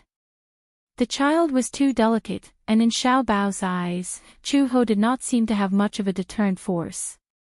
Hence, the child could act coquettishly however he wanted because baby Chu felt that he would definitely indulge him. However, Gu Jinglian was different. What he said just now was not wrong. If he wanted to go, he would go. If he didn't want to go, he wouldn't go. Learning to deal with one's own problems was a form of growth. He was his father, but he would not spoil him blindly. This was his principle. She didn't expect him to have such a good view of educating children. He did not indulge Xiao Bao unconditionally just because he was his son. After settling Xiao Bao's matter, Gu Jinglian returned to the office. He had been busy recently, and sometimes, he even came home very late. After Gu Jinglian left, Xiao Bao also got out of bed and played with his toys in the room. Chu Ho looked for Uncle Fu because she had something to discuss with him. "I submitted a resume a while ago, and now the company's HR department has asked me to go to work."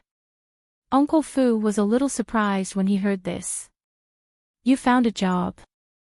"Yes, I've recovered a little. It's time to find a job."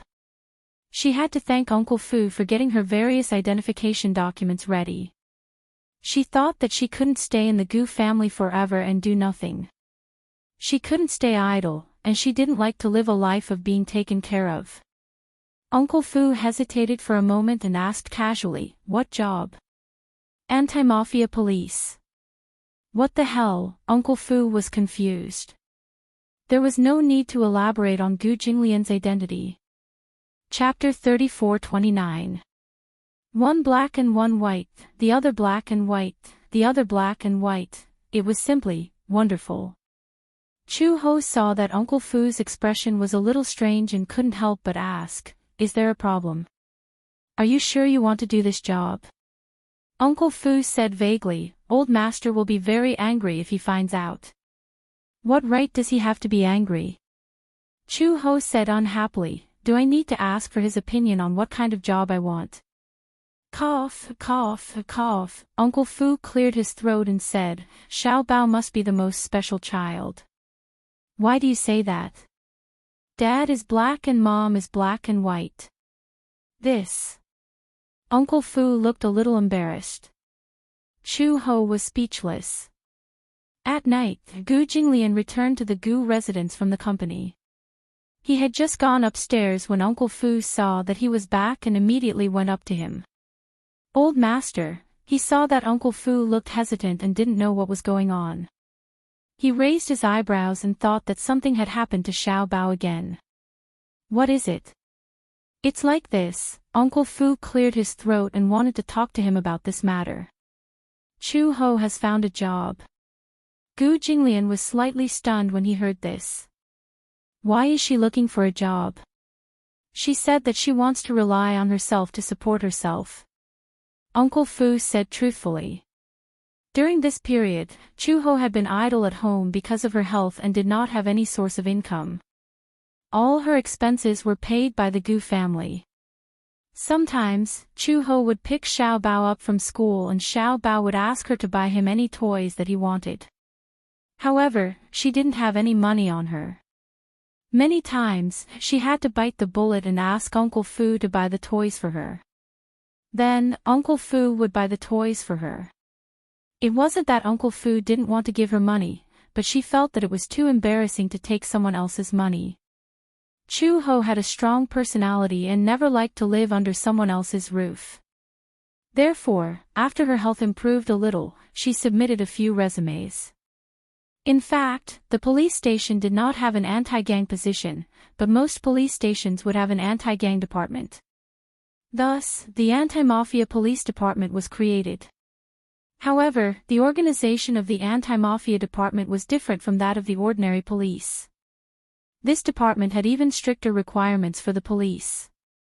Other than skills and mobility, all other qualities had to be taken into consideration. However, the salary was not much higher, but it was a very dangerous job. Walking in the rain of bullets, it was rare to get injured, but it was common to lose one's life.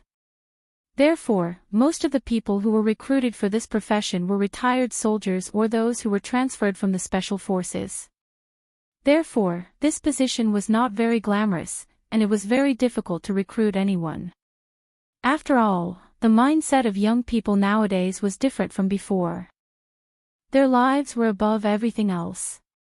As an outstanding police officer of the Interpol, Chu Ho was naturally qualified for this job. Gu Jinglian seemed indifferent and asked casually, "What kind of work?" Uncle Fu said cautiously, "Police." Gu Jinglian was stunned. He turned around and looked at him in surprise. "Police?" "Yes. I heard that it's the anti-mafia police." Gu Jinglian was speechless. How dare she? Who does she want to go against? Uncle Fu was speechless. Gu Jinglian said unhappily, "Why did she want to do this job for no reason?" "Because there's no income."